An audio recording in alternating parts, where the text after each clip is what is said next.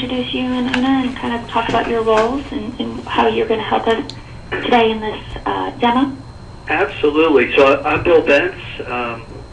I oversee business development for the Carolinas. I've been with Ultimate about 6.5 years. It's an absolute pleasure to take part in this call with you all today, and we're certainly going to do our very best to highlight what's most important to you all that we've learned, and obviously help point out some of the differences in the marketplace that represent Ultimate. And I'm joined by Una Dillon, who is, we emphatically call her the solution expert. So, or consultant is another word that gets bounced around. And I'll just let her share her thoughts kind of as an introduction. But again, thank you. Thanks, Bill, and hi, everybody. Again, I am Una Dillon. As Bill said, I'm a solutions expert here with Ultimate Software. What that really means, though, Bill and I had an opportunity to meet and, to the best of our ability, share what we know about your needs. Understanding certainly that you're moving off of a PEO, you need a certain infrastructure in place, there's time frames, and what some of the functionality requirements that you have.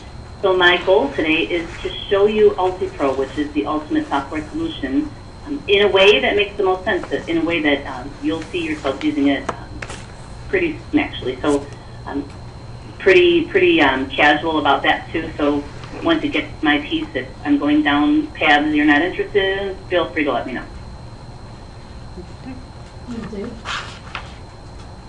And from the Locked-In Technology Outsourcing Practice, we have me, Joanne Pettyjohn, and Maureen. You want to say hi? Hi, it's Maureen Ditto, project manager, who pulled all the pricing and information together. Great, thank you. And Jeremy, who do we have from the Locked-In account team in Houston? So far, it's just me on the call. So I am Jeremy Swamke. I'm here in the Houston office for Locked-In. Okay, great. We have shared our talking points with Ultimate. These are some of the key highlights and features that we want to make sure that we tap into in the duration of this call. Obviously, we'd like to see the system from an administrator perspective as well as from an employee perspective. This is going to be Heidi and her team's first chance of actually looking at the system, getting how it feels, how it streamlines, how it moves from one system capability to the next. So that's going to be primarily where we're spending most of our time. I always encourage Heidi and her team to ask questions as they come up. Don't wait until the end, because then we'll be sorting through screens and going back in systems. So as questions come up, please try to ask them. But of course, at the end we'll have sufficient time to answer any of those outstanding questions that maybe came up later on, or one thought led to the next. So this 3 hours that we have allotted here is truly an ample amount of time. So we are not under a tight time crunch, so I'm going to encourage all of you to ask questions and see as much of the system and the technology as we possibly can during this time frame. This is your opportunity. The next thing that I want to make sure that Ultimate can touch upon is their global capabilities. This is something that AE Solutions is looking to do on their roadmap, is go to a global workforce. How that is going to be determined, when it's going to be determined, is still to be determined, but it is something definitely that we want Ultimate to have an opportunity of kind of highlighting their capabilities. Talent is very important for them as well. Bill, you and I talked initially, it was recruiting and onboarding, and it's kind of moved into performance management and succession planning, as well as compensation management. So the only thing I haven't talked to you about yet is learning management, but since it's something that the group is interested in, hopefully, Una, you can kind of help us walk through those features of your talent suite. The other thing that is of interest to the client is COBRA, FSA, and HSA. They understand that they will not be able to use the UltiPro technology to administer these services, but the group is asking that we spend some time talking about partners that you have and how the integration or the interfacing, I guess that's a better word, how the interfacing will work, and any suggestions you have there. Also very interested from a leave administration concurrent review. Talking about implementation, I know that UltiPro is going to require us to do kind of a not standard implementation as it resorts to the go live dates versus the open enrollment dates for benefit administration, if we could touch upon that. Also want to talk about change control, costs and expectations that we can look after the first year, as plan changes are made, as new systems are integrated, kind of how that works. And then I know that Ultimate's can have a lot of ability to talk in great detail about the support and service and how you all hope to be partners for the long term. Am I missing anything on this agenda? Is there anything that is leaving anybody with pause or some concern that we did not touch upon? No, I think that covers it, Joanne. Okay. All right. Well, then moving right along, I am going to change my presenter over to Una. Una, you should have gotten an invitation. I just got it, okay. Okay. In her defense, it's going to take her a minute to load up her presentation.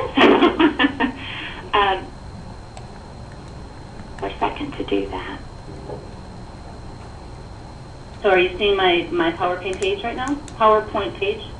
We're seeing, yes, we are. Excellent. So Bill and I are going to just go through a brief PowerPoint presentation just to get some of the fundamentals and into the discussion. So Bill, I'll drive. I'll go ahead and drive the PowerPoint. I was going to say if you could help me with that, and I'll just kind of say next, or and we'll go through there. So hold up for a minute. I did just want to just make sure I had I was right in the terms of the folks from AE Solutions, Heidi, Patty, and Jill. Is that correct? And Hannah. And Hannah, I'm sorry to leave you out. It's okay. I'll forgive you. At this point, right? Yeah, for now. And Hannah, what area do you oversee? I am HR assistant and I back up on payroll and HRIS. HRIS, yes. Yeah. All right. Terrific. Thank you. Okay. Well, I can assure you one thing. I'm not a huge PowerPoint type of person, to be honest with you, but in this venue, I thought it might make sense to just cover a few things that again maybe shine a little bit of light into three areas that we really hold near and dear to our heart, and that is the type of organization we are, specifically a little bit about our culture and our background, but just as importantly, how we support our clients. Should you decide that you're interested in a partnership with Ultimate, and certainly I'll touch on, just to give you some, Una and I thought we'd touch on a few things that would help give you a kind of a ground for understanding of how we're built as a system and what that means to you. So as we go through the demonstration today, we talked about system capabilities. We want you to understand, what makes UltiPro work and really what it means to you in the long run. Sound good? Yes. Yes, definitely. And again, as I know it's been said a couple times, please stop us, yell at us, do whatever you want. This is a live application, so we can drill into anything that's important to you, and our goal is that you walk away with just a great understanding of how this could support your growth and your needs today. So, Una, if you would, again, I see how this is loading. Okay. So I'm not going to go into a great deal about Ultimate Software. And did everybody? I know there was some background information that we provided. Again, I realize you all have busy schedules. Were you able to glean any information about Ultimate Software prior to this meeting? Yes, we've done some. Yeah, we've done some research. Okay, terrific. So again, we're not. You can go next, Una. I've got literally 9 more slides, and then we'll parse over into Una's piece, and then we'll get started. You know, I do get the question because I work out of my house, and I'm located up in the Mooresville area, just north of Charlotte. And on occasion, I get the question is, Bill, is this run out of your garage or your basement or something? And no, it's not. I can assure you that we do have a pretty extravagant setup down in South Florida. And you know, the reason why I generally point this out, just not in terms of the structure or foundation. You know, we've got 4 offices around the country. This is our main headquarters, and when we started as a company back in 1990 with 4 people, our CEO, who actually came from the company you guys are with today, ADP, it was all about creating, you know, a differentiator in the marketplace. And to kind of quote Scott Shear, CEO, the secret sauce for us is our people, and it's represented by really just even the kicking off our kind of if you look at kind of our org structure, our chief people officer reports directly to our CEO. And why is that important to us? Because all decisions that we've ever made as a company, whether it's you know, ensuring that every employee is a shareholder, or you know, ensuring that even back in the late 90s when we did hit that .com era, and for a lot of software companies it was a tough time, but we never went away from our philosophy of always, you know, taking care of our people. We never backed down on paying 100% of everybody's health care and contributing greatly to their retirement. It really is to us, the software, the technology is one thing, but if you don't have a great support staff behind the scenes, sorry about that, you know, the best technology in the world is only as good as the people that support it. So, doing it next.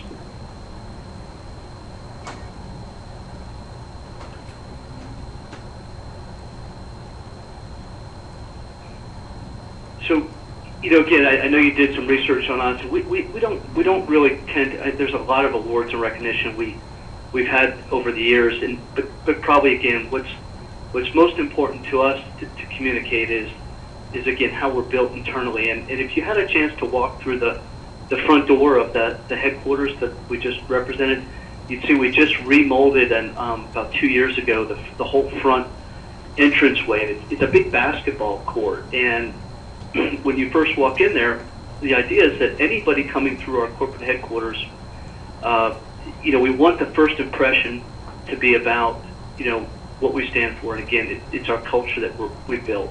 And right under the basketball court, you have employees is kind of highlighted. When you get out to the foul line, you know, it's customers at the center court, shareholders. And even as a publicly traded company, again, we just believe if we recruit the best and we take care of the best, you know, the shareholders will be rewarded at the end. So I won't make much more to a point of that, other than we do believe that this has helped us win a lot of the awards and recognition for the technology side of what we provide. Next.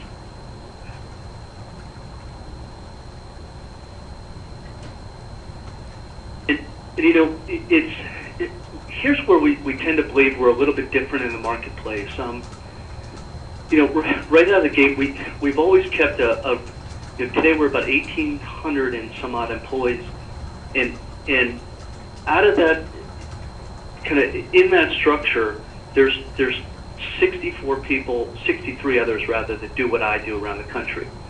We have a really thin layer of what we call sales, you know, sales and marketing, I guess you could say, and a real thin layer, you know, associated with management. I'm 2 down from our CEO, so you know, it's always been a slow, steady growth in the marketplace. And what we look for, and what I look for, 10, maybe 12 partners a year between 2 states that make as much sense for us as we do for them. And we've followed that philosophy, and it's I tell you that in itself really feels, you know, trying to fit a square peg in a round hole is really detrimental to our retention. It's detrimental to our earnings and our profitability. So, again, for us, it's really about bringing a solution, and you'll be the judge and jury of that today, of course, to companies like AE Solutions that not only does it satisfy their needs today, but 5 years from now, you can say, we're not obsolete. We've been able to grow with UltiPro, and UltiPro has grown with us. So that's really our philosophy around building up our customer base, or what we call partnerships. Any questions as I go through? Not yet, no. Okay. Next.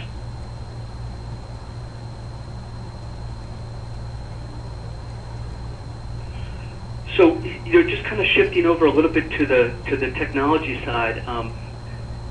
So, again, as you probably know, we're software as a service. And software as a service just simply means there's no IT support needed, or footprint, rather. And, today we host about 10 million records in the cloud, 2,600 customers, about 10 million records in the cloud. And, within what we call our unified strategy, it's not just a unified solution, but a strategy. Meaning, in the application and the solution itself, we've worked really hard to deliver not only a consistent user experience, meaning whether you're a manager, an employee, or administrator, the look and feel is the same. It just, simply put, you get to decide what an employee can see, or a manager or administrator, and then from there, what can they do? And we call that role-based technology. As a unified solution, in addition to that, there's never any concern over data integrity, because it's one record. It's one master record of the truth. There really isn't so much an HR side of the house and a payroll or a finance side of the house. It's more about deciding what you want to give people access to, and then from there, what do you want them to be able to do. And you'll see that as we go through the application today.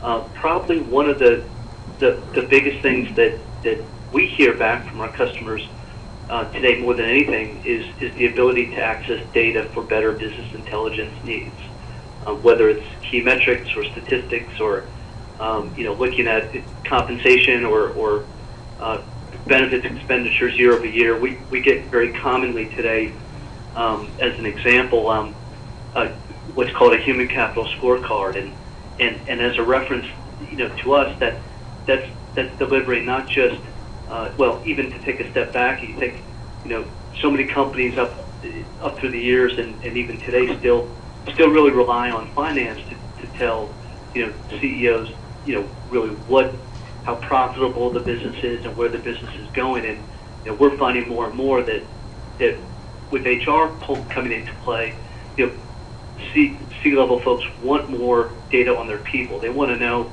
for instance, when somebody was hired, what their last raise was, how many job positions they've had within the company, how much are we investing in benefits and compensation, and oh, by the way, what was their last performance review. And with most systems in the marketplace, it's very hard to try to pull that data together, especially into one report, i.e. a human capital scorecard. And so, again, our goal is to help you understand how you can not only leverage the technology, but also get to your data, which is critical. Next. Any questions with that, by the way? No, Okay.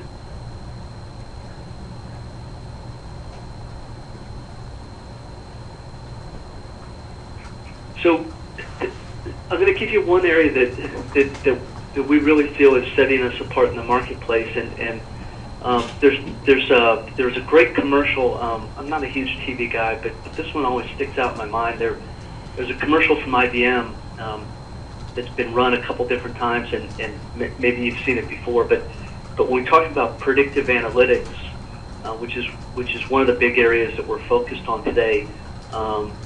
Really, if I give you three things that Ultimate's focused on, it would be big data, predictive analytics, secondly, global, and thirdly, talent. And along those lines, the IBM commercial was pretty cool in the sense that what they were talking about is the ability to predict and leverage data for better future decisions. And it starts out with a thief that is burglarizing different convenience stores, and it shifts over to a cop who is waiting by his car. It's late at night, and he's eating a donut and drinking a cup of coffee, which that's really no surprise, right? But as the thief goes from store to store, the cop just keeps looking at his watch, and ultimately the thief winds up at the same store that the cop is waiting on.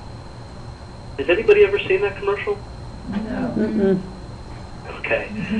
Well, we take the philosophy for us in predictive retention, what we're showing here today. We spent about 3 years up to 2011 working on a model. And remember I told you we have about 10 million employee records in the cloud?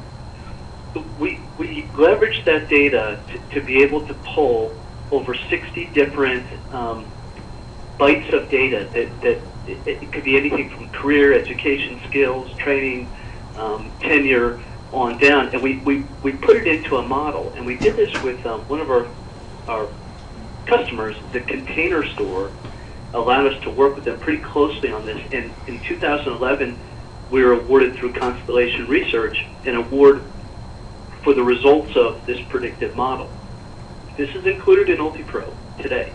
And the model allows our customers to be able to look at and predict within a period of time how long somebody might be employed within the organization. And we did this, as I mentioned, with the Container Store, and what we found was that in one of their departments, and we rolled it out first, to about 5 or 6 stores, and their managers were able to predict within I believe it was 3 to 4 weeks how long, up to 90%, how long these employees were going to stay. Again, there's a lot of factors that go into this. There's a lot of historical data that is accumulated. But the algorithm and what we've built, again, gives our clients the tools to better understand and coach and develop those A, B, C players that they've identified, through their own course of action. So this is one of the things that we're working on, and one of the things we're very proud of. One of the things that, again, as I talk about where we are today and what you glean from a relationship with us, these are the types of things that we're focused on. Next.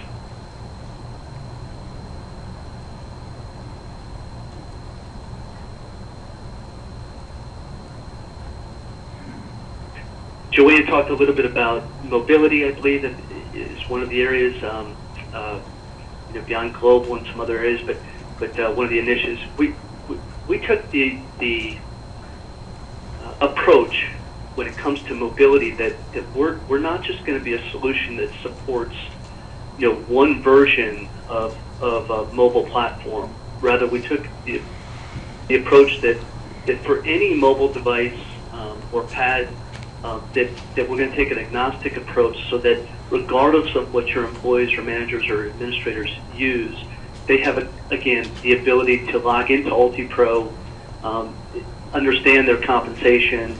If I'm a manager, I can understand, what my team looks like, whether it's for performance reviews coming up, or where we are, more importantly, possibly with relationship to projects that we're working on, as well as development, and again, even down to being able to punch in and punch out via a time clock. I believe you guys are using Deltek today, so I know that wouldn't really come into play for you all, but the functionality ideally is going to be transparent, I guess is the easiest way to say it, whether you're working with a smartphone or one particular version of or another. Any questions with that? No, sounds good. Okay. I'm almost done, I promise. You mentioned global, and I know that today I was looking on your website. I believe you have a location in Quebec today, which, is that correct? Or in Canada, I know? No, that's not us. We have an office, and we have an office in Anchorage, and then in the lower 48 we have employees and offices as well, but we're not currently global. I'm sorry, Anchorage. Okay. Well, here's the takeaway from global. So today, we support 3 different languages: English, Spanish, French, and we're about to roll out. I believe, and Una will talk a little bit more of this. There's quite a few others within the next year.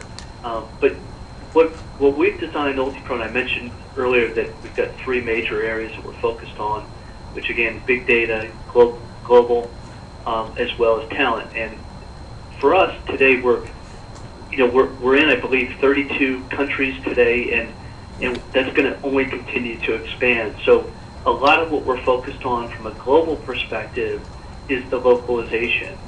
So it's being able to support, whether or not a social security number in the U.S. is obviously quite different when you get to other countries. Even the way in which, when you're in India, and I've got some customers that are focused in India and Brazil and Russia, you name it.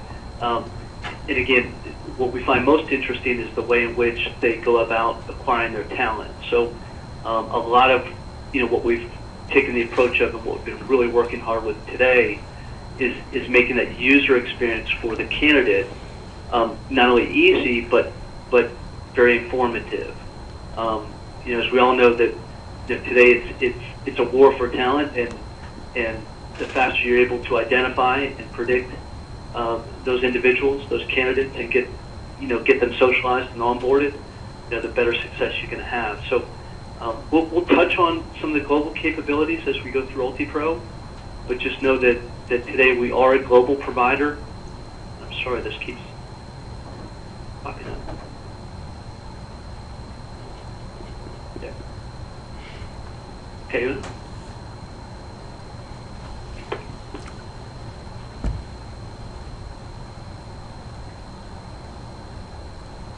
So I'm just going to finish up with 2 other areas on the agenda, around support and activation. But actually, I should also mention that as you think of UltiPro again today, so much of what we've done to build the application over the years has really come from our clients. We introduced back in 2010, what we call our use UltiPro ideas, which is part of designed for our user community, and it allows our customers to submit their ideas and then vote on those. And very similar to kind of the Facebook, correlation in terms of how they vote on ideas and make comments and things of that nature. But over 33% of the ideas going back to 2010 from our customers have been incorporated into UltiPro, and so we really feel that listening to our partners is going to make us a better platform and a better partner for the long haul. Next. So when it comes to activation, support, training, all those are obviously really, really key ingredients to anybody that you choose. And we've termed our methodology Partners for Life. So once a customer decides they've chosen UltiPro, we of course, once we receive the agreement, we bring in our consulting team. Jennifer Stein is out of Fayetteville, North Carolina, and she would oversee your project. And I know that there's a couple things that you guys are trying to accomplish with respect to benefits enrollment and consequently coming off the PEO for payroll. So we've actually talked a little bit about that internally and how we go about doing that. I can always expand on that. But the idea for us is that when we go into activation, it's about a 16-week process. And we're going to invest probably 300 plus hours into this activation. Remember, we're going to configure your application from the ground up. And as you see UltiPro today, we talked about workflow, approval processes, it really is a lot of consulting that we do with our customers to make sure that we're maximizing and creating the most efficient solution across your enterprise, because it is going to touch everybody, right? So we do a great deal of work on the front end to understand your business needs, configure the application, test it, train you through the entire process, even down when we're going through parallel payroll testing and turning on the switch. And part of that, we involve your named support account manager so that it's an easy handoff, so that they understand why you bought, what you're going through in terms of growth or expectations. So it is really a collaboration of sorts between our activation team, between Un and myself, as well as your named account manager, and I'll shift over into that in a minute. We go through 2 updates a year, and these are again, as I was talking about the different UltiPro ideas and the different features that we've included in UltiPro since 2010. Again, those 2 updates are specifically regarding new functionality that you're going to get to take advantage of. Nothing you need to do. We over communicate this process to you probably, and assist you with webinars, with instructor-led training on how this will take place. So really, when you come in on a Monday, it's not only you're prepared, but you really, there's not much for you to do other than start leveraging the technology itself. I'm going to pause for a minute to see if you might have any questions around the activation process, or we call it activation, it's implementation. Yeah, on the 2 updates a year, do you provide continual training on those? Yeah, we definitely do. You're gonna, when it comes to training, I could probably spend a half hour just talking about that. But in short, there's 3 ways that we get our customers trained. One is through live instructor-led virtual training, and those classes are really for the entire application. So we might have one training on what we call business intelligence reporting. We might have another one on payroll processing, another one on benefits enrollment.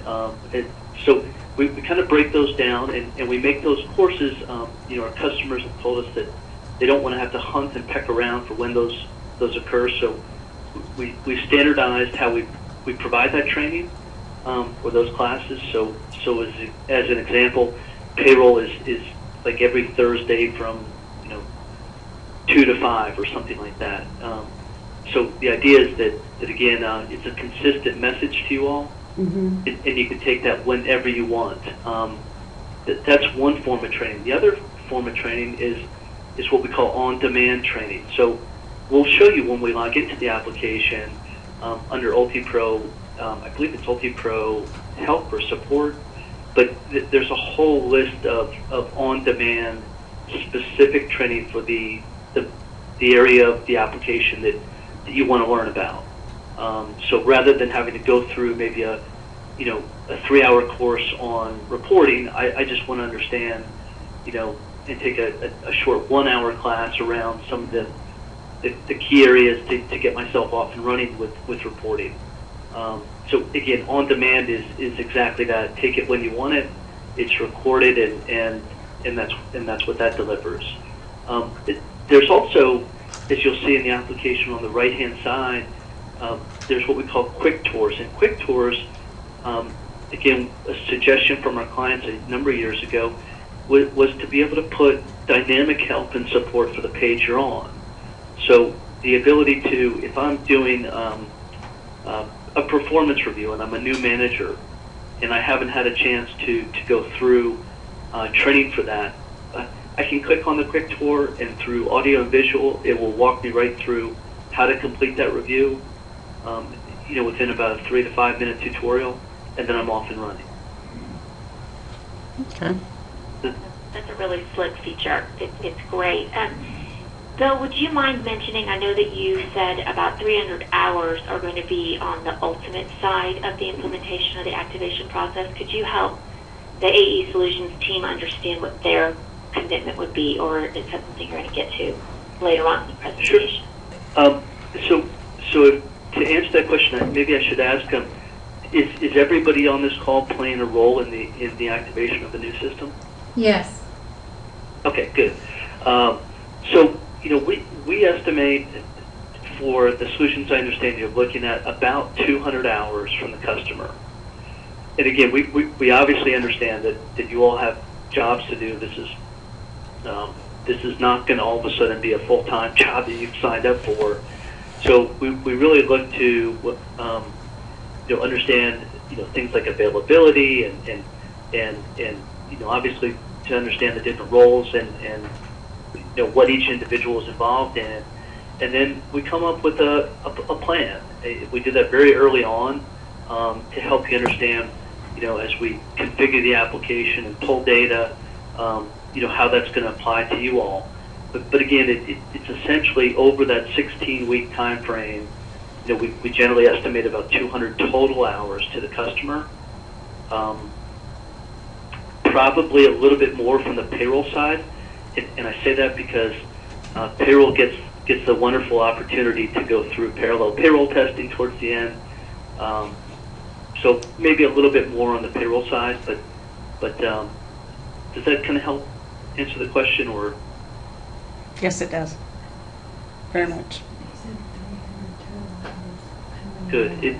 This is the most, I truly mean this, I've been doing this 22 years, and the activation, the implementation is far and away the most important thing for us to get right.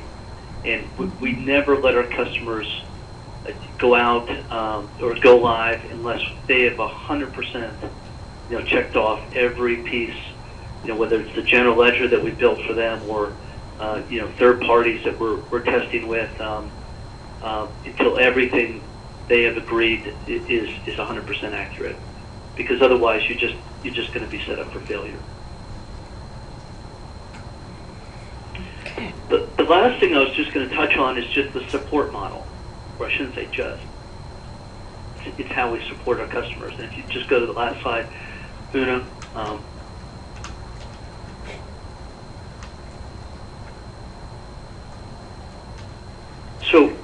So again, you've read up on Ultimate. I know you've got some understanding of us certainly, and we're very proud of the fact that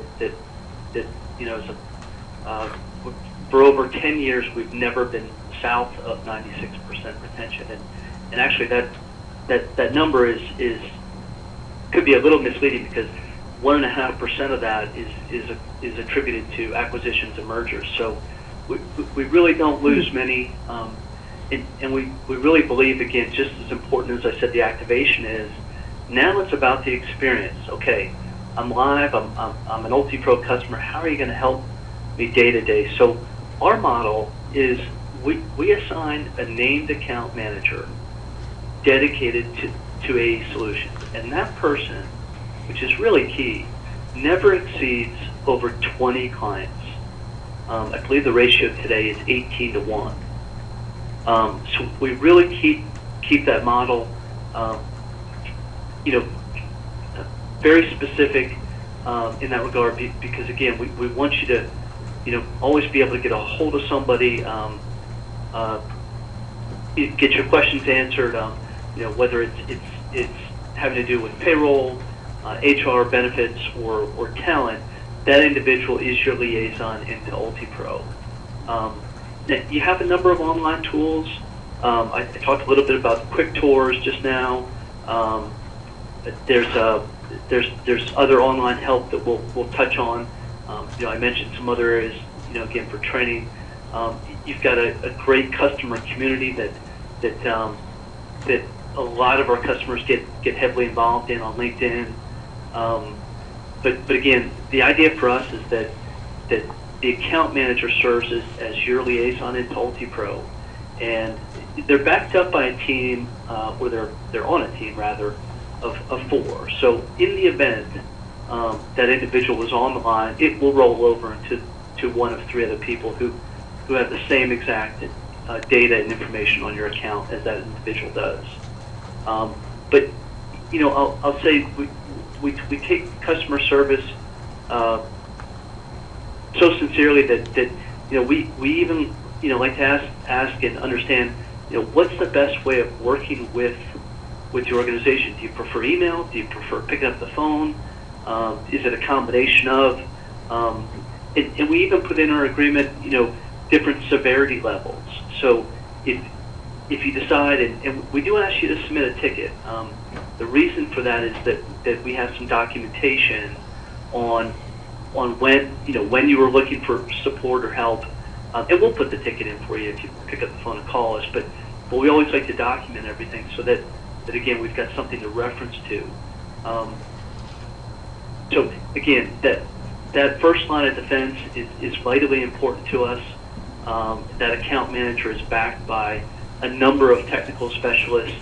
So in the event they don't have the exact knowledge, and I'll give you an example of, you could be on the phone with your account manager and you get into something very high level. They'll route somebody right in on the call to join, and for us it's about getting your situation addressed and allowing you to move on with the right answer, most importantly.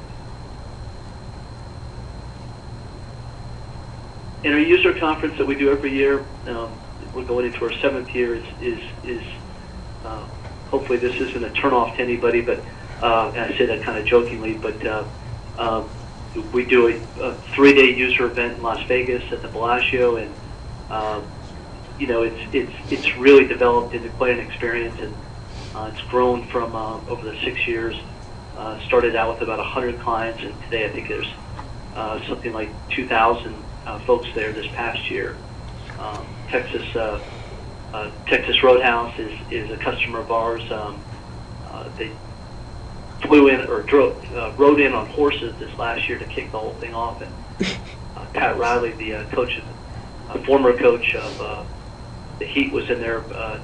We bring different speakers in, and most importantly, it's the opportunity for our customers to meet their support folks, to go through different training exercises and one-on-one sessions or classes, and really get an understanding of what has changed and what is going to be happening with UltiPro in the future. Any questions? I know I've spent a lot of time talking, but hopefully I addressed some of the areas that I know you had on your agenda from the very beginning. Mm-hmm. Yeah. No questions. Okay, that either means I covered everything thoroughly or I did a horrible job, one of the two. Yeah, I think you were pretty thorough. Yes. All right. Well, I'm going to turn this over to Una, and I will largely be quiet unless there's something that is important for me to speak up. But she's going to drive the call now, and I believe just to kind of set again the stage for the foundation of how UltiPro is built. She's just got a couple things to go through, and then we'll get started. So, Una. Thanks, Bill. Right, so just a couple things for me to address before we actually get into the solution itself. I want to introduce some key concepts that will really be good as a foundation before we get into the solution, to understand some of the terminology that I'll use and some of the key concepts, again, that I'll be addressing as we go through all this. I'm going to actually blow all these things in the PowerPoint to come in. So the first thing I want to talk about is a role-based solution. With UltiPro, you're going to have the ability to create as many different roles as you need, and then assign different users to those roles. And this is truly unlimited. That's important because, as you can see here, there are many different types of people that require access to UltiPro, so that experience you can create very specifically to each individual user by type. So certainly we see employees who need access to their own personal information, job postings, pay statements, etc. So that's an example of a role. Managers and administrators, well, yes, they're employees as well, so they need that employee level access. They need a bit more to actually do their jobs, managing their teams, etc. So they can have specific community pages, daily employee updates, which we'll talk about. There's roles for benefits administration, payroll processing. So those types of users who require different access, different functionality, you can create that role. A really great concept is creating a role for your different executives. Because Bill talked about this, but it's true, when it comes to wanting data, wanting to be able to see what's going on in the organization. Executives are oftentimes mindful of that. They want it, but they don't want to have to dig too deeply for it. So you'll be able, with UltiPro, to create an executive role and give them what we call fingertip access to the data. So I'll show you that from a reporting standpoint, but you'll be able to create these different dashboards, as we call them, for your executives. The security certainly flows all throughout. So depending on what my security level or my access level is, that's tied to my role as well, so it all flows through to reporting. You can have a role for terminated employees. This is great for, there are certainly times of the year where it's more prevalent, but employees, past employees that are reaching out to you, they want an old W-2, they want an old earnings statement. You're busy and you really want to focus on your current employees, so not the best use of your time to stop what you're doing to work on that type of thing. So you can create a terminated employee role and know that they have access only to their previous pay data, for example, or W-2. The system administrator or the super user, well, that's the person that actually creates all these different roles. So within your organization, you'll create the different role types, you'll do those role assignments, tie that security as well, and then just make sure that each and every individual user's experience is exactly what you want it to be. I'll talk a lot about user experience because it really is important. It is how we're able to be in this marketplace with all the HCM vendors out there. We do have the number one, we are number one in terms of adaptability or clients and employees adapting to the process. They're using UltiPro much more than they are any other solution out there. It's all about creating the great user experience that you're able to do. And then the last thing, from a role standpoint, I want to talk about third-party communications because, of course, there are still people that need access to some information that are completely outside of your company. So third-party communications, like our ability to send information to your medical or dental health providers, your 401k administrator, you can see bank files, of course, even our ability to create that GL file for you. So even for those instances where somebody or something outside of your organization needs access to data, of course, you'll be able to create that type of role. Any questions on the role-based employee management? I guess the last point I'll make here is you may have different types of managers. So some managers need view-only access, some managers need to be able to do certain things, whereas other managers need a broader access. Again, that's going to be unlimited. So the next thing I want to talk about in terms of key concepts with UltiPro is workflow. What is workflow? With UltiPro, workflow saves time. It's going to create a full audit trail and ensures accuracy. What is it? Really, it's anything that's likely happening on paper today. So whether it's a personnel action form you may have, address changes, maybe it's a salary adjustment, anything that's happening on paper today, you'll be able to utilize it as a business process. So with UltiPro, there's about 130 different business processes, and again, these are transactions that may be manual or on paper today. Behind each process is approval workflow. You can actually create those different approval workflows. So each transaction, you'll define exactly how it should flow through. But it's going to give you that, in the end, a complete audit trail, so you'll have kind of that gatekeeper view for approval. And the different types of approvals, so what happens when a change is made? A couple things. It could be nothing. It might just be an employee letting you know online through UltiPro that they changed their cell phone number. Probably doesn't need approval, but somebody should see it, so it can just be a notification. Whereas other types of approvers, or requests I should say, might require multiple approvals. So there's also conditional workflow. I'll give you an example. If a manager, let's say, has the ability to request for one of his or her employees a 4% increase, and in that case, it requires just one approver. However, 5% or more, that requires multiple approvers. Once again, that's a type of approval workflow that you're going to have the ability to create within UltiPro. And the fact is, where we used to have up to 10 approvers per transaction, it's now unlimited. So probably no need for unlimited, but the point is to let you know that it's very, very flexible. And then when somebody is, a change does require his or her approval, how are they notified? Well, they'll be notified within UltiPro through what we call the inbox, and I'll show you that. But it can also generate an email if that's how you'd like for that to work. So that's just a couple of key concepts that I wanted to get out there before I go ahead and change my screen. If you'll bear with me a second, I'm making sure I know how to use this GoToMeeting tool. And I don't. So, alrighty. Now, I'm hoping that you're seeing my login page for UltiPro. It says AE Solutions, kind of your logo, and then a login username and password. Is everybody seeing that? Yes, ma'am. Excellent, thank you. So this is where everybody starts. It's a cloud solution, as we've mentioned, so all you need is a browser, internet access to have, to be able to log into UltiPro. And once again, whether it's a desktop, a laptop, any type of handheld device that has web access, you'll be able to utilize UltiPro. My username and my password identifies me. Who am I? What is my role? What are my rights? So I'm authenticated right here. But I'm also at this point able to indicate different preferences. An example of preferences here you can see quickly is language. So if I prefer to interact with UltiPro in one language over another, the great thing is I can set that preference right here, and it stays with me throughout my entire experience. I don't have to reselect that. So it's called a sticky preference, and it stays with me. So the first view, or the first kind of role or experience we'll take a look at is an employee. Once again, keeping in mind this is just an example.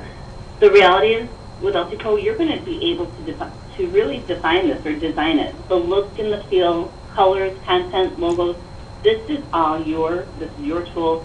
You're going to have very easy to use tools to create this experience. So when you think about, even if you're sending an email and you're attaching something, a file, to an email, it's the same kind of concept. It's that easy to really create the experience here. They're called gadgets. So on this particular page, these are gadgets that you just kind of drag and drop right on there. But in this example, so I'm logged in as an employee, some things I can see here, I've got company communication, I've got links to maybe their internal sites or maybe their external sites. You can create that environment where you're putting access to other information out here very easily, very readily. Here too, you've got multiple locations. So if there's something that you want to communicate to one location versus another, again, think about the role and how you'll be able to do that. So my location is tied to my role. When I log in, I'll just see the information or the communication that's specific to that place. Open enrollment, here's an example of something with UltiPro you're able to do. You can actually have start and end date or effective dated information. That's available throughout UltiPro. But even here, it's a great kind of way to talk about it here.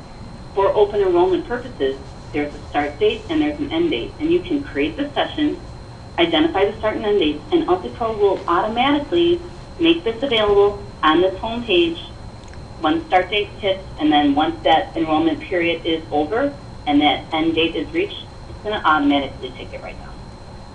And it's available throughout UltiPro, certainly effective dating, but on the home page you can date affect what appears and when it appears. And then here on the right-hand side, you can even create quick links for your employees. So if you find that your employees, which we found because through our research and working with our clients and our user experience teams, what are employees going in there most often for? Well, they want to see their earnings statement, so we can make that readily available right here. I quickly can see my most recent pay statement right here, and then I can also access all of my pay history. So that's available very quickly, very easily right on the home page. And that's based on our research, what our employees doing most often when they log in.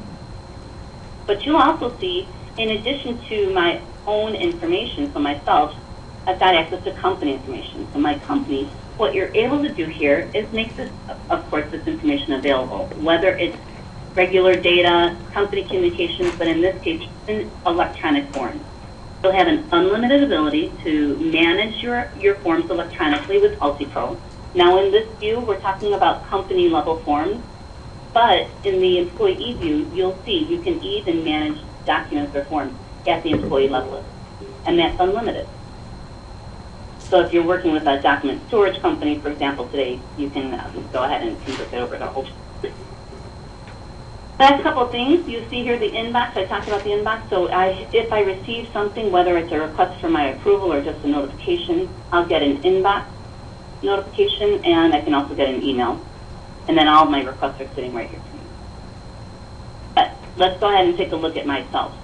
So this is where, as an employee, I can see all of my own information, my personal data, job, career, pay, etc. So we'll definitely be digging into all of that, but right now, I want to kind of not put the horse before the cart. I'm logging out, and I'm going to log in as an administrator, because today we want to take this kind of from the beginning to the end. So everything starts typically with recruiting. So in that vein, I'm logged back in as a super user, or somebody with more access within UltiPro. So if your managers play a role in the recruiting process or the hiring process, if you have recruiters, if it's all HR, whatever that looks like, you'll be able to make available to those users the recruitment gateway. So within the recruitment gateway is everything that you need to manage your recruitment process. What you'll see quickly with UltiPro, you're going to have the complete ability to manage, if you'll follow along with my pointer, all of your requisitions, all of your candidates. You'll electronically manage things like scheduling interviews, generating offers and offer letters, and then there's tools available as well to help you manage, better understand or analyze things like cost per hire or time to fill. In this case, so this is my recruitment gateway. I've logged in, and this is my data. So I can see on the right-hand side all of the applicants, because by requisition, I have been tied to these particular recs. So these are all of my applicants by status. From an approval standpoint, I can see current approval requests that are sitting out here, as well as recent approvals that have taken place. And then within my UltiPro recruitment today, I can see all of my different requisitions and exactly what's going on with each and every one of them. So from a database analyst, I can see that I've got 2 people currently being evaluated. I've got a couple of candidates that have withdrawn. Those that have not been reviewed yet, I probably want to take a look at them right away. From a communication standpoint, though, UltiPro will automate that entire process. So the minute an applicant applies online, you'll be able to make sure that they get an automated, immediate response, thanking them for their application. And every step of the process throughout. So every time somebody moves, let's say from one stage to the next of your recruiting process, if an interview gets scheduled, you'll be able to fully automate email all that communication. And naturally, you're going to define what that communication says. So I'm going to go ahead and just open up my database analyst requisition and see some of the information within. You will see here, the top portion, very typical general information. So my requisition number, my job title, posting, etc. The job grades, the salary ranges, EEO categories, so everything about the jobs right here. How much experience are we looking for? Let's see here. The description, so an internal versus external description. You're going to be able to actually post your jobs internally. If that's your process, you can actually create an internal description that's slightly different than the external one. Post this opening internally for whatever number of days before you release it to the general public. So UltiPro will help you to manage that process. You'll see where in the organization are we hiring this person? Where is this hire going to? So manager, who's the contact information, when was it created, etc. And then if we move back along the right-hand side towards the top, you'll see here we've got automatic posting tools. So today we can go ahead and automatically post to Monster, Career Builder, America's Job Bank. Our next iteration or our next generation of recruitment is going to include much more than that. It's going to have automatic integration with Twitter and LinkedIn, so much more to come on that. What I can see here is all the activity. So what's going on with this requisition? I can see any notes that have been made, tasks that have been assigned, expenses that have been incurred. All of this is reportable too. So I talked about that ability to analyze the data and understand more fully your cost per hire or time to fill. It's all based on the data that you track for requisition. I can also see here, before I get to the actual applicants, I can see here internal and external assessment. What you'll have the ability to do is create assessment questions. So if I look at this external DBA assessment, what does it look like?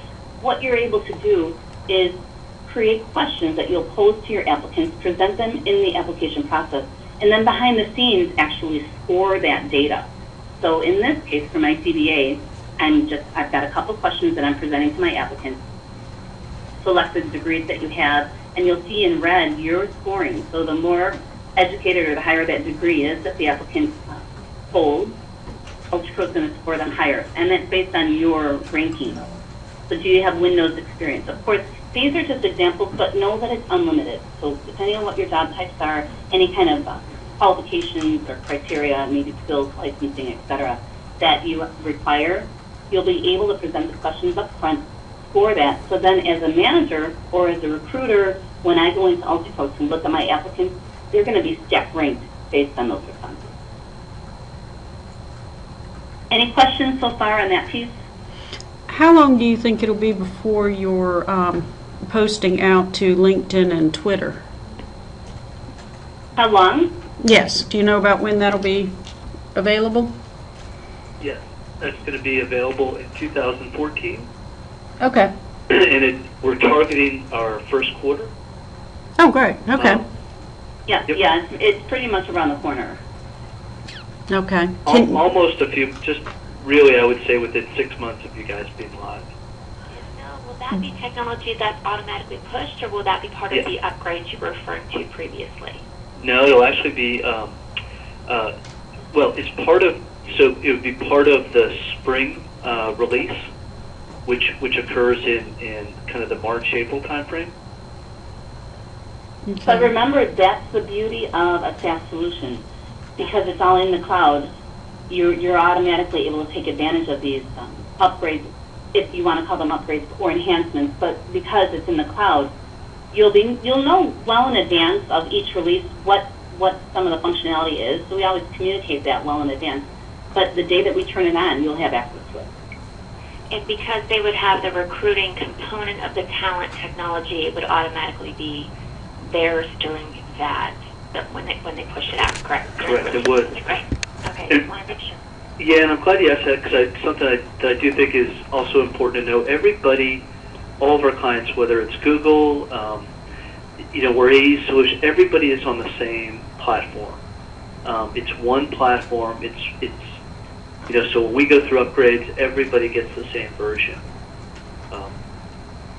Okay. So just know that as well. Okay. Can these jobs be posted out to Indeed? You can actually post the jobs anywhere you like. We're talking about the automatic integration, so the automated integration. Right. But the reality is, once I save my requisition here, you take a look at the bottom, it's going to create a URL for me. So you can go ahead and take this URL, and if you're using Indeed, you can post it out there on your own, or if you've got a subscription with them, you've got an account manager, you can just email it. Okay. Okay, that's good. Will this integrate with our company website, the postings? It does.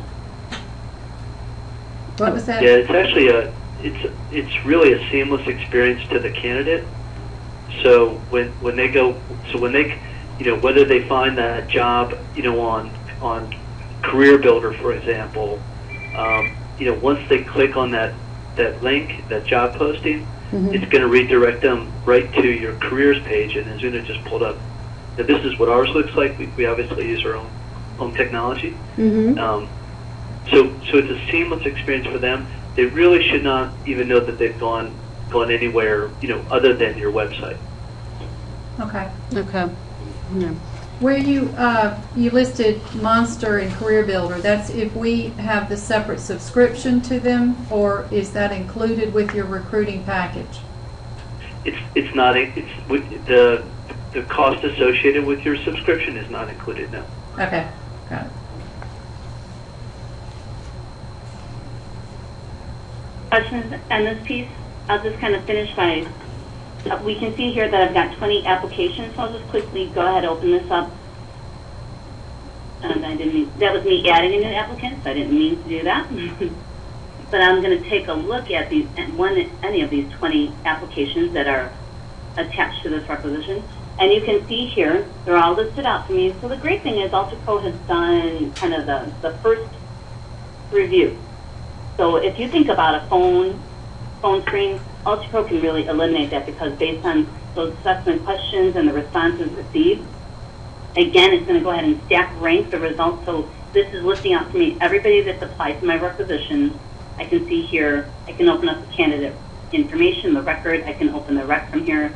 I can view the employee resume, the responses to the questions, and then I'll see here that this person has scored a 96 based on these responses. So really streamlining the entire recruiting process, because as you can see here, these are my questions. What was the possible high score? 140. Well, based on results, this person got 135, so here's where it scored them. And that's all. It's just bringing the cream to the top, so that as a recruiter or a manager, I have quick and easy access to those most closely matched applicants as soon as possible.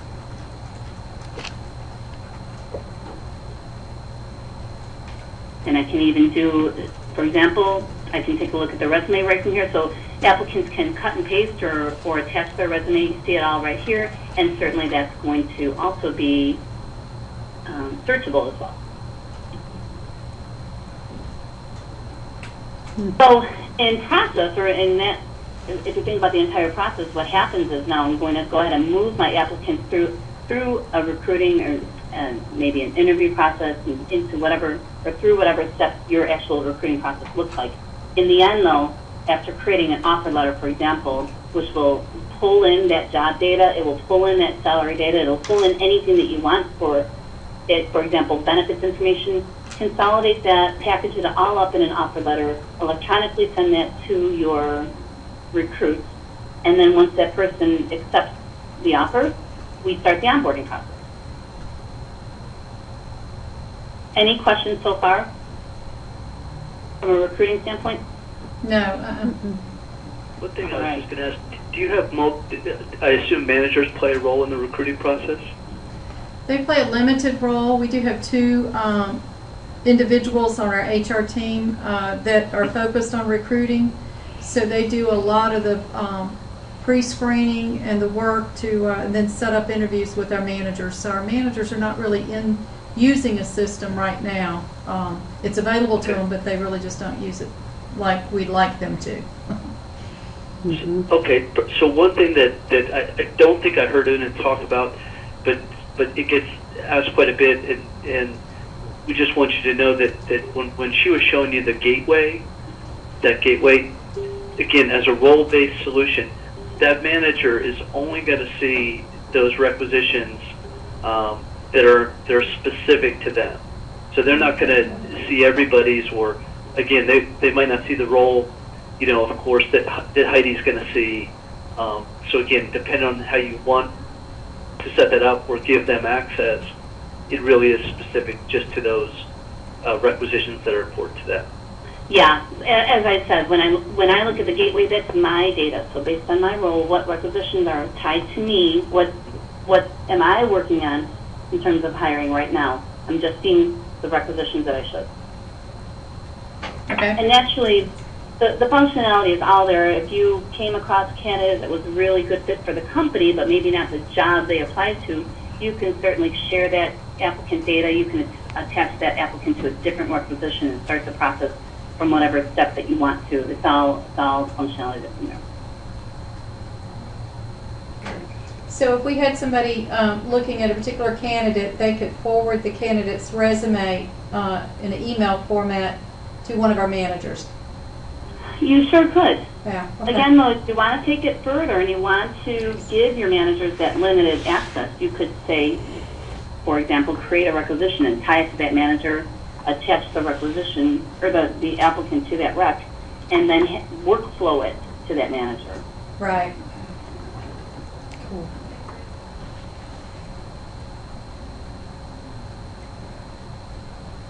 So when you think about how you recruit today, and what tools do you have today to help you with that? The CATS applicant tracking system. So is there anything that you're doing today, any functionality that provides that we haven't talked about or you're wondering about? It does Boolean search. It does. Mm-hmm. And then there's a hiring dashboard.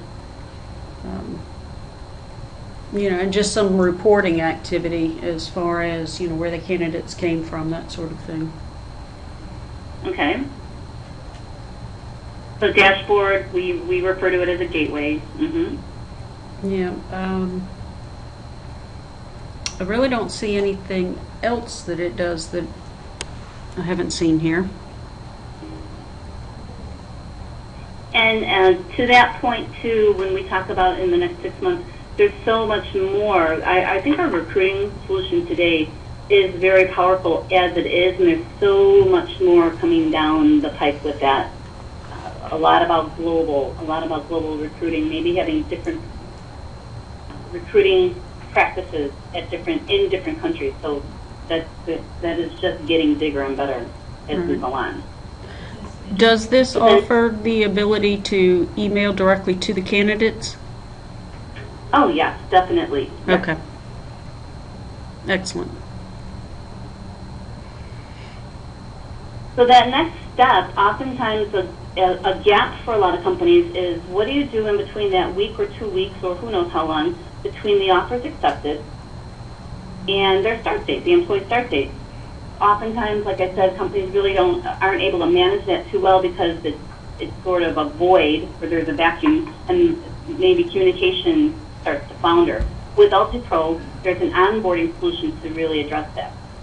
And what happens here is immediately your newly accepted offer, that person can receive, for example, their offer letter right through UltiPro. So in addition to the offer letter, a welcome letter, for example. So within the welcome letter, what they'll see, and actually I'll just give you a look at that. What we're seeing right here is the onboarding work queue. So anybody that plays a role in onboarding new employees can actually have a work queue. They'll receive, of course, a notification letting them know that they have a new task to address. So it may be the new manager or the manager for that new person that you're letting them know through UltiPro. You have a new person coming on board. You need to maybe manage the new employee setup or the post-hire verification. Maybe it's IT who's responsible in this particular new hire case to provide an iPhone or set them up in email. Maybe it's even security. They have to issue a badge. Anybody that plays a role in the onboarding process can actually have a work queue and get that notification. The way it works, to take it from beginning to end, the first thing we'll take a look at are the different notifications. You're going to have an unlimited ability to communicate with your new hire, which is really great. We'll look at the welcome letter to give you an example of that. But it's critical because let's say there are 2 weeks, it's critical that you maintain that communication, keep the communication open, and take this opportunity to start socializing your new hire to the company.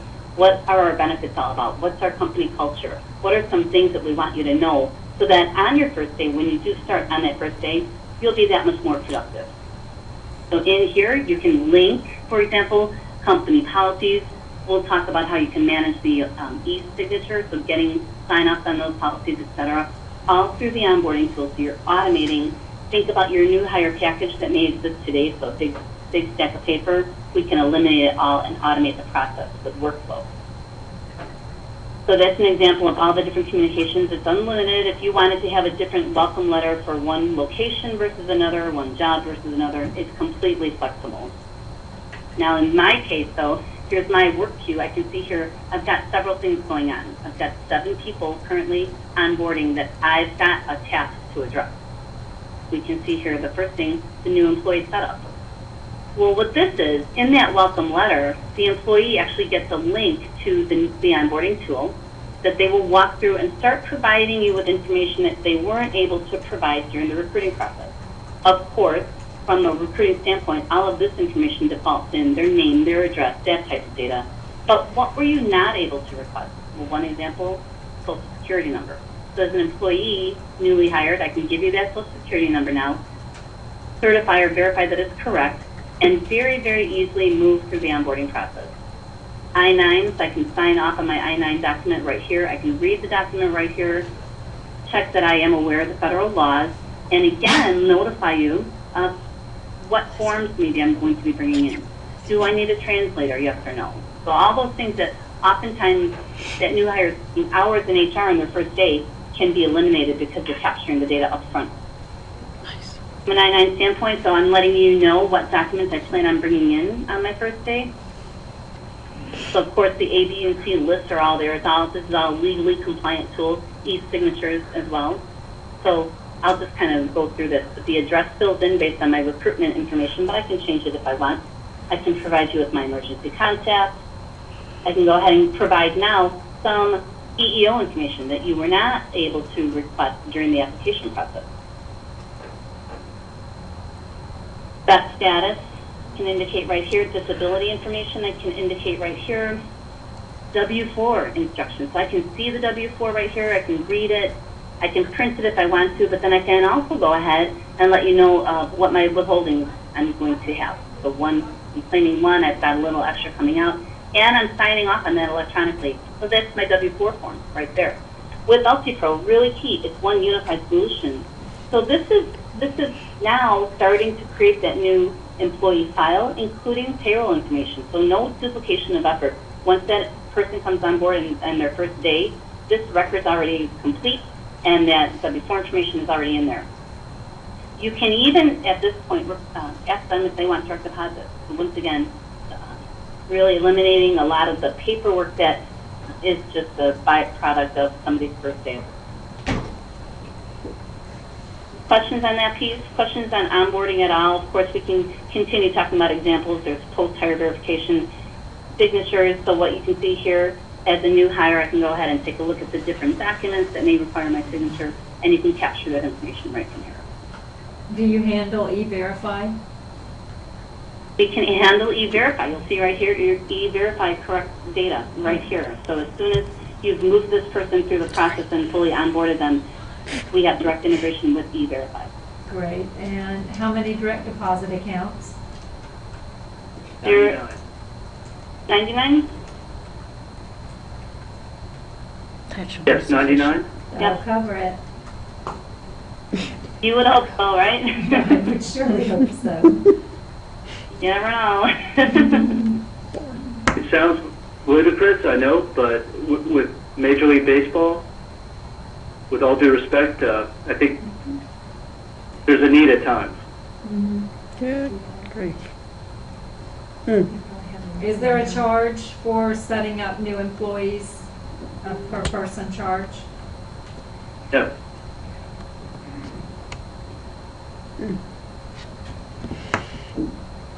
Not at all. Okay. Good on this. So recruiting and onboarding, we've touched upon. What I want to do now is just take a moment to go into the business intelligence area, because it's such an important part of UltiPro. It's such a powerful tool that helps you to analyze all of your information that I'm going to jump in and out of it in different intervals where they make sense. But our business intelligence tool gives you access to all of your data. Everything within UltiPro is fully reportable, and you're going to have the ability to create different types of reports, different analytics. I talked in the very beginning when I talked about roles and fingertip access for executives through dashboards. Well, you can see an example of that right away. So different dashboards by user type, and make this information available. Well, when it comes to talent acquisition, while we're on the subject of recruiting, you'll see here with UltiPro, it's going to help you to, let's say, for example, you do have recruiters and managers, but somebody in HR wants to have a bigger or a different type of view as to what's going on with your recruiting practices. So what I can see here on my talent acquisition dashboard, open position analysis, applicant flow detail, applicant activity by source. So all of that information that you will likely want to look at when you're analyzing your recruiting processes or practices are available right from here. In my open my open position analysis, what I can see here, again, that DBA, we're looking at the DBA. All my job codes are available here though. But if I want to drill a little bit deeper, what I can see here is the position summary. So currently, the existing headcount is 2. I've got 1 open rec, and I've got 2 terminations this year. So quickly, what's that telling me? That I started the year with 4 people in that job, and now I'm down to 2. I need to recruit for this job because as I look at these 2 people, I've got somebody who's a high flight risk. That goes back to that retention score. So it's very important as you're managing your workforce, and certainly whether it's managing for today or managing for the future, that you've got the ability to analyze not only your opportunity but your risk. So in this case, I can see here that this is definitely a risk. I need to backfill this position. I've got 2 people, one of whom is in a high flight risk. That's based on that retention score, as I said. So on this particular dashboard, what I can also see are the different candidates that I have that have applied for this job. So what's the source? So by applicant source, I can see my different applicants right here. So Kelly Clooney is somebody that, she's got 100 on her score, 4 years experience, as do all of my top leading candidates, desired salary. And what I can do right from here is take a look at this applicant's data. I can see pretty much a scaled down version of this person's resume right from here. I'll just take a second to pull up on the page.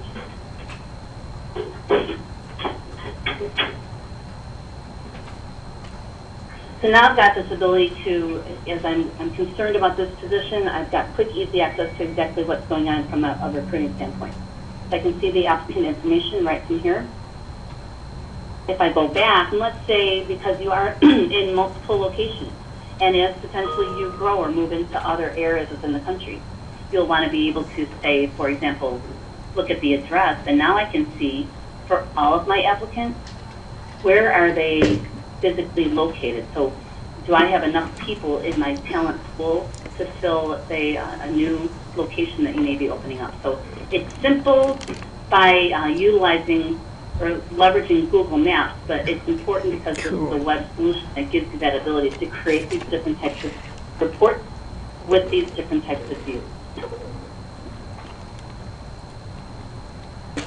Any questions at this point? No. Any thoughts? That was cool. We said that was cool. We're just so impressed with the system. We're taking it all in to let you know. All right, excellent. Yeah, the main thing that we always like to emphasize is that we're showing you some examples, of course, but really we're going to deliver a number of compliance-related reports around talent acquisition, and those are delivered reports. But any piece of data, no matter how you want to slice and dice it, and we'll show you how the report writing tool works. Of course, it's one thing to kind of flash up different reports, but it's got to be easy for you to be able to create these reports too. Mm-hmm. So we'll get into that. But the main thing is that anything you want to pull, whether it's point in time or historical related data, it's always available. We never delete, purge, or archive that data for you. All right. Thanks, Bill. So the last point I'll make with that, these BI or business intelligence reports, we actually deliver just a little over 300. And importantly, of course, I'm going to show you how to do this, but they're all yours to recreate, so you can change them too. You've got 300 reports that will act as your foundation. Any kind of changes you want to make to them, you'll certainly be able to do that. So I'm going to go ahead and log out, and we're going to log back in as an employee. We'll take a look at Harvey Allen once again. So let's kind of stay with this flow. We've just done some recruiting. We selected somebody, made an offer, they accepted, and we onboarded them. Well, what can also happen now is I'm not even there yet. I haven't had my first day yet, but I can start seeing information about the company. Another thought, though, this is an existing employee that you want to take a look at. What kind of access to information? What can I do? What's some of the functionality that I can take advantage of? I'm going to go ahead and take a look at some personal information. So I go to myself, and you'll see here from a look and feel standpoint, this experience is the same for employees as managers, as administrators, so a very, very clean user experience. We can see here the employee summary. So some basic information, employee, company level information, so your organizational structure, you can see in the bottom. I'm calling it, in my case, division, department, region. The reality is, though, during the activation process, we'll recreate your organizational structure. So your terminology will be used. I can see here my name and address and telephone information. From an employee standpoint, some things to keep in mind here. First of all, employee communication is directly tied to employee satisfaction and employee retention. So AltiPro gives you the ability to make as much of this information accessible to your employees as possible. And then beyond just information, functionality as well. So we talked about business processes and we talked about approval workflows. You'll see an example of that right here. Always on the right-hand side, always dynamic. So it always changes based on what I'm looking at are my business process opportunities. In this case, if I want to let you know that I'm moving or I'm changing my phone number as an employee, I don't have to dig around. I don't have to say, I wonder what I can do here, or I wonder where I go to do this. It will always change based on what I'm looking at. So very obvious to me, I want to change my phone number or my address. I do that right here. Required data is indicated with a little red dot, so you're always ensured that you're receiving complete information. We'll use a simple example. I'll just change my apartment from apartment A to apartment B, just to show you how easy it is to do. You can effective date this, so hopefully, most employees, you hope they know with at least some notice that they're moving, so they can effective date the change. Let you know that today, but once September 16th hits, it's at that time that my record will get updated. However, a complete audit trail is being tracked, date and time stamp when I made the request, who the approver was every step of the way. And all I need to do is save it, and I'll be notified right here on the page that there's workflow involved, there's an approver involved, and it'll let me know. I'll receive an inbox notification when Heidi goes ahead and approves this change, and Heidi will receive an inbox communication immediately, letting her know that there's an update awaiting her approval. Questions on that piece? So employees, of course, a couple other key, I won't save my change, a couple of key points here, status and key dates. This is important because with UltiPro, it really is important to keep in mind that you are never deleting or purging data.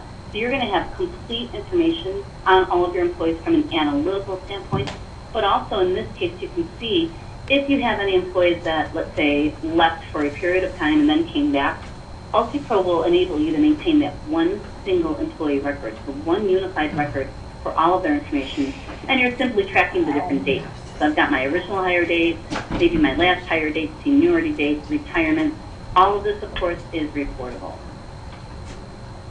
You'll see here contacts, so employees can manage their contacts and property. We'll get into as much of this as possible, but I want to jump out of here and talk about jobs. Because I talked about how communication, good communication leads to employee retention. So here's an example where as an employee, I've got this, always access to my job information, not just my current job, but my complete job history as well. So what a great way for me to be reminded at any time, 24/7, because this is all here for me on demand. Or maybe, I've had a really great run with the company. They've promoted me several times. I've not only had several promotions and then moved into several different jobs, but my compensation and my comp history is right here as well. So again, if it's an employee that is ever wondering about where the grass may seem greener, what a great reminder about all the opportunity that I've had as an AE Solutions employee. Lots of job movement, lots of comp changes. That's great. Let's see, career and education. So we will talk about goals and competencies really more from the manager's view, but in this case, employees can see, for example, I've got an opportunity here for personal development. Oftentimes, so the goals and the competencies that we'll talk about from the employee's, the manager's standpoint, that's information that's really tied to the job that I'm in currently or any job that I've held. So certain competencies are required, and as a result, I have achieved some goals. As an employee, though, I also have the opportunity for my own personal development. So here's where maybe I do have some skills or some competencies or just some training that, they're really not a part of my current job today. I brought them with me from past jobs. I want to make you aware of that. I'm really kind of a gung-ho employee. I'm career-minded, and I've got a career path within AE that I want to pursue. So I want to let you know about information about me from a skills standpoint that maybe isn't a part of my record. I can do that right here as well.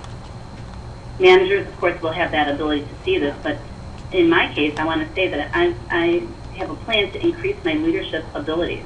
So I'm going to have that ability to go ahead and let you know exactly how. So how am I going to do that? I'm going to participate in managerial communication. I'm going to participate in developing yourself as a leader, which is, of course, you'll also see recommended development opportunities. So based on these skills that I'm letting you know that I'm working on, UltiPro will also make recommendations. This is all based on your content, so your career development opportunities that you make available to your employees through UltiPro, whether they're classes or books or sessions that however it is that you deliver career development opportunities to your employees, I can see them right here. I can make them part of my personal development plan and let you know that I do have a career path in mind within UltiPro. Within AE Solutions. Questions on this piece? No. That is neat. What it leads to, you'll see the next tab over is my talent profile. So here's where, again, as an employee, I have access to really all of my information. I can make sure that you are fully aware of all of my talent. I can kind of audit for you my education information, my previous employment, skills that I have, any licenses that I hold, relocation preferences, any awards that I've obtained. So my complete talent profile is available to me right from here. So we're really driving an environment for our clients that really fosters collaboration. Employees have access to this information, really easy to use tools to let management know these are some of my goals. And then in turn, managers have the ability to see this information, and in conjunction with different career development opportunities that you can make available, really make sure that your employee or your workforce is as engaged as possible from a communication standpoint. You've got a lot of collaboration because employees, managers, think about the mobile ability as well. Everybody's got quick and easy access to make these updates and to view this information. And because I know that I believe this was a pretty important piece for you, just employee talent as a whole. And once again, we'll definitely dig in deeper when we look at the manager's view. But from an employee standpoint, an employee's access level, or what an employee can see or do from a talent standpoint, do you have any questions? What is the symbols below the name? The symbols below the name. A couple things. Yammer. Are you familiar with Yammer? Just vaguely. Okay, Yammer is, it's sort of like a Twitter, but for the business world. Mm-hmm. So we use Yammer here at Ultimate. So what happens is, a lot like Twitter where you use hashtags, if I was in a meeting today and I thought Bill did an exceptional job, I might put out a notification, a Yammer, or a quote-unquote tweet, letting the company know, was with Bill today, he did a great job. So that goes across through the organization, so everybody that's a part of Yammer within the company can see that. They'll see it in their email newsfeed. But it's also going to attach itself to my record as an employee. Now, as a manager, when it's time for me to do, for example, a performance review, or maybe it's a succession plan, under employee observations, I can see not only observations that I may have made or my employee may have made, but all of that Yammer activity as well. So once again, really just making sure that you've got this one tool, this one place to go that's collaborative, and everything about my employees' talent is available. But I guess to make a little more sense of it, if you think about a more typical scenario, how many companies are doing annual reviews on paper? There's really no data to support how they're kind of scoring or ranking their employee. There's no data to support that. It's oftentimes very subjective. Because how good is my memory of this employee over the past year? Probably, I'm remembering the past couple months at best. UltiPro fosters that environment for collaboration and just making sure that, and you'll see it when we log in as a manager, how all of this data presents itself right in time, right as I'm doing the performance review. Does that answer that question? Does that mean you've got a review system within this? Oh, yeah. Okay. I was trying to see where it might say self-review. Oh, we'll take a look at that. Yes, indeed. So I have a couple examples. I was going to focus on it as a manager, but I Okay. believe I've even got an inbox here. And I was just going to say that the licenses, the skills, we refer to career development.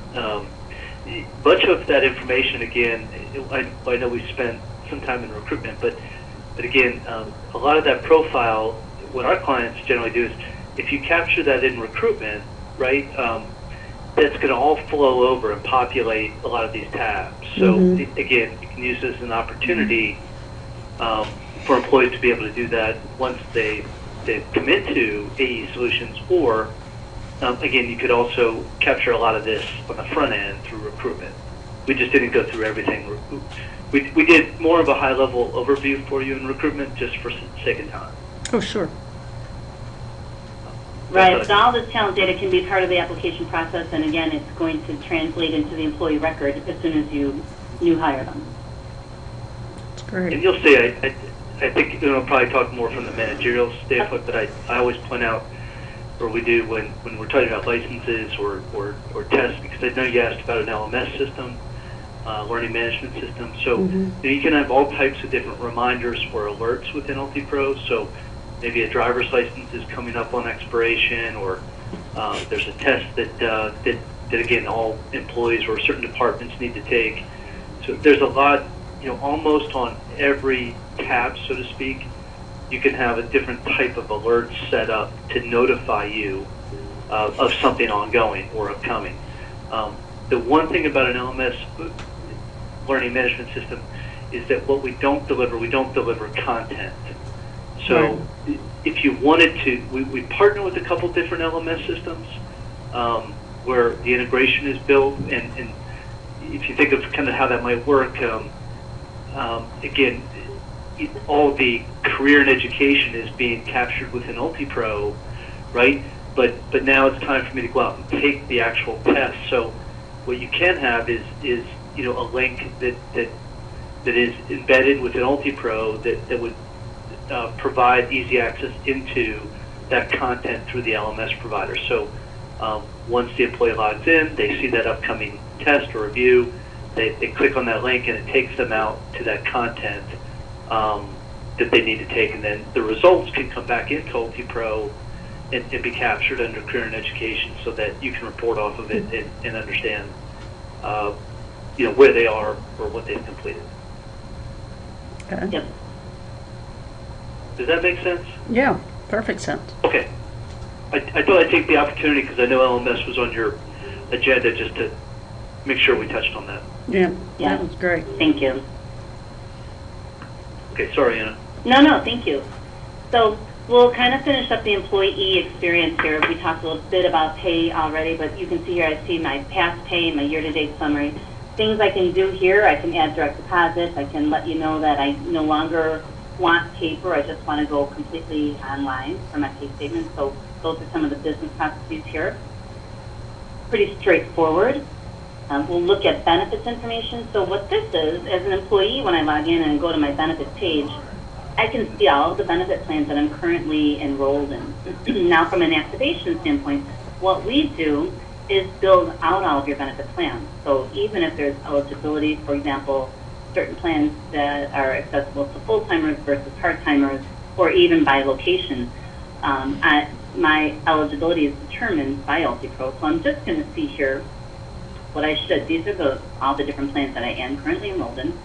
I can see my employee costs as well as my employer costs. And then you can see here I've got the ability to manage, update, edit, etc. all information on my beneficiaries and dependents as well. Where that comes into play when we talk about open enrollment, so converse to looking at the plans I'm currently enrolled in, it's now time for open enrollment.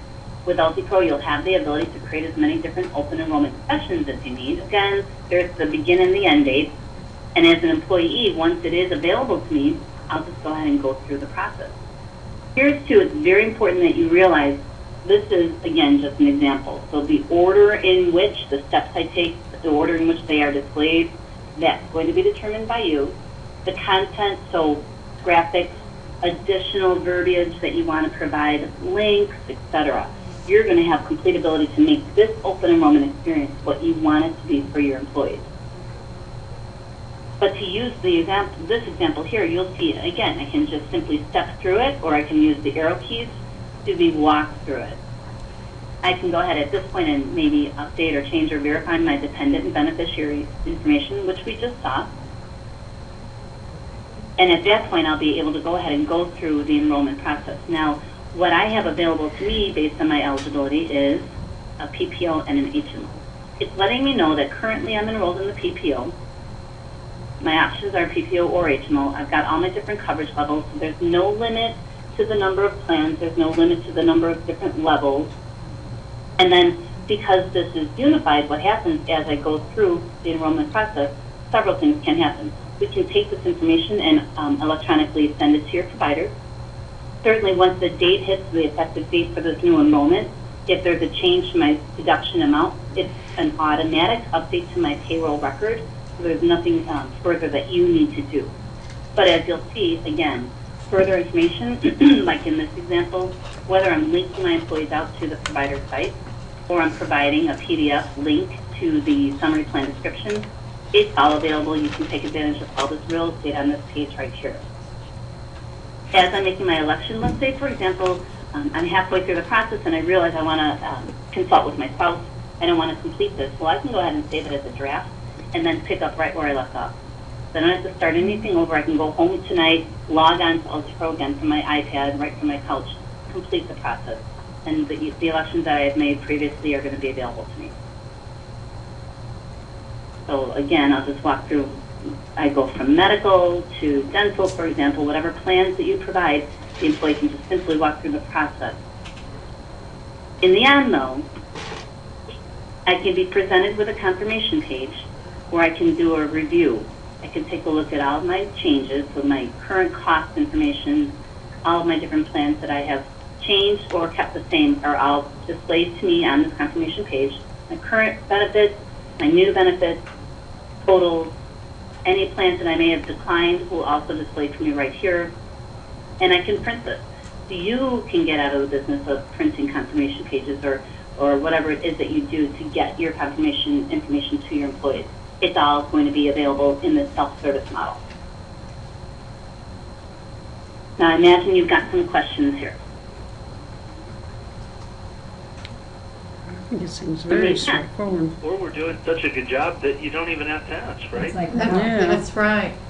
I will say that you all asked about HSA, right, Yes. and FSA and 401k. So if you see on the left-hand side of the screen, right, we've got an example of flex spending. So the idea is that, again, one system, the employee can log in, make those changes within UltiPro, and then we'll create a file to send and provide to that third-party provider to update those elections on their end. We really don't. I have a couple partners I work with, but there really isn't any. We've got one company in North Carolina called Stanley Benefits that does a fantastic job, more from a local perspective for FSA and HSA. And then we also have a customer called WageWorks that we work with pretty closely too, and that's more of a national provider. But again, we'll work with whoever you all deem is most appropriate. What are the average fees running for those accounts? The average fees for an FSA or an HSA? Like right now, our fee is $1.50 per person for the HSA. I'm going to say it's really, really close to that. Okay. The last time I saw Stanley providing a quote out. Now, as we go through this, I'll probably have an answer for you if you want at the end. Jeremy, Okay. I was just looking for a ballpark. I'm sorry. Go ahead. I was going to say, Jeremy, do you have any input on this at this point in time? Because I know you guys were taking a look at this as well. Yeah, we are. We're actively marketing that aspect, and we are seeing something come back between the $1.50 to $2 range. So that's pretty accurate. Yeah. Okay. Very good. Very good. So let me just go back to my employee view here, and what you can see, in addition to open enrollment, of course, there's life events. So these are those things that happen outside of the open enrollment period. All the life events are listed right here. So whether I'm letting you know about a change in my marital status or if I have a new dependent, again, you'll see a great opportunity to communicate. Put the summary plan description right here, so before I even begin this process, I can fully understand what's available to me. And if I say, yes, I have a new dependent, UltiPro will walk me through that process. So the first page, once again, pictures, experience, what page, what order they go in, that's going to be based on you. But the rules we will build in. So what I'm going to do is change this date here. And I'm going to say that this event happened back in June. Well, clearly that's outside the guidelines. It's too long of a time that's passed. So your rules are embedded, and the employee's going to get stopped here. And you'll be able to put a communication out here letting them know what the time frames are. Also, again, the bottom, you can see here, communicate to them what documentation they may be required to present as well. But once I correct that, once again, I'll easily just walk through the process. I'll just let you know about my new dependent right here. And the same concept. So from sending the information to your providers, if there's a change in cost or payroll deduction, that's an automatic as well. So same idea, but these are just things that happen outside of the open enrollment standard period.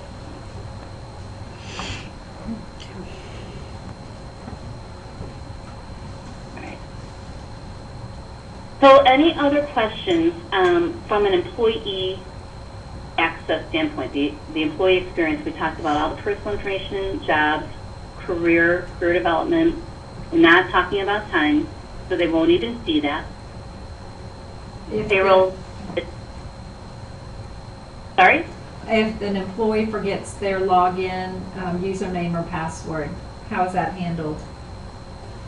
It's all through self-service, so it's traditional in so far as your online banking, you know, where they'll have their security questions to respond to, and then we'll regenerate a temporary password and send it through their stored email address, and then they'll be prompted to go ahead and change their password.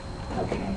And do the main thing is you all don't ever have to worry about resetting or changing passwords. Nice. I think that's probably what you're looking for, right? Yes, that's it. Did you already show us a total compensation? No, not yet. Okay. You know, why don't we do that right now? So what I'm going to do is go ahead and log out. I will log back in as a manager or an HR person. And again, we'll jump into the BI tool and talk about some of those 300 delivered reports. Well, how do you get to those delivered reports? You're going to see them right here in the public folder. And what you'll see is UltiPro BI content. So all of your delivered reports are categorized. So you've got results or reports for core HR and payroll, performance management, recruitment, talent, etc. And like I said, there's hundreds that are fully available to you to make any kind of changes. So if I look at my delivered report, and I just go down to the HR category, so my human resources reports, and as I'm doing this, you know, take a glance at this page. There's everything that you would, probably more than you would even hope to see. New hire reports, open enrollment, OSHA payroll, pending transactions, tax reports, all right in here. But if I look at my human resource report, I can see my employee benefit statement is available right here. Keep in mind, what I'm showing you is an example. I will tell you that it's rather generic, this one. So most clients do just add to it, tweak it, whatever you might want to add to it. But it gives you an idea anyway. If I just search on my one location, so I'm producing comp statements for my employees just in the Fort Lauderdale location. Because remember, we'll build out your org structure, so this will be meaningful to you. It'll be your verbiage, your AE locations, etc. And I can run them for a single employee, or I can run them for groups of employees. I can email them, I can print them. But what it will be inclusive of, because UltiPro is a unified solution, what you'll see is not only will it contain benefits data, traditional benefits, but more so from a compensation standpoint, you'll see here, well, I'll just walk us through it. The top half is the benefits that the employee is enrolled in, start dates, end dates, year-to-date information. So from a contribution standpoint, what's the employee contribution versus the employer contribution? I can see it in numbers, but I can also see it graphically. And then we go down further, and this is that additional information I was talking about. So employer Social Security, employer medical, employer unemployment.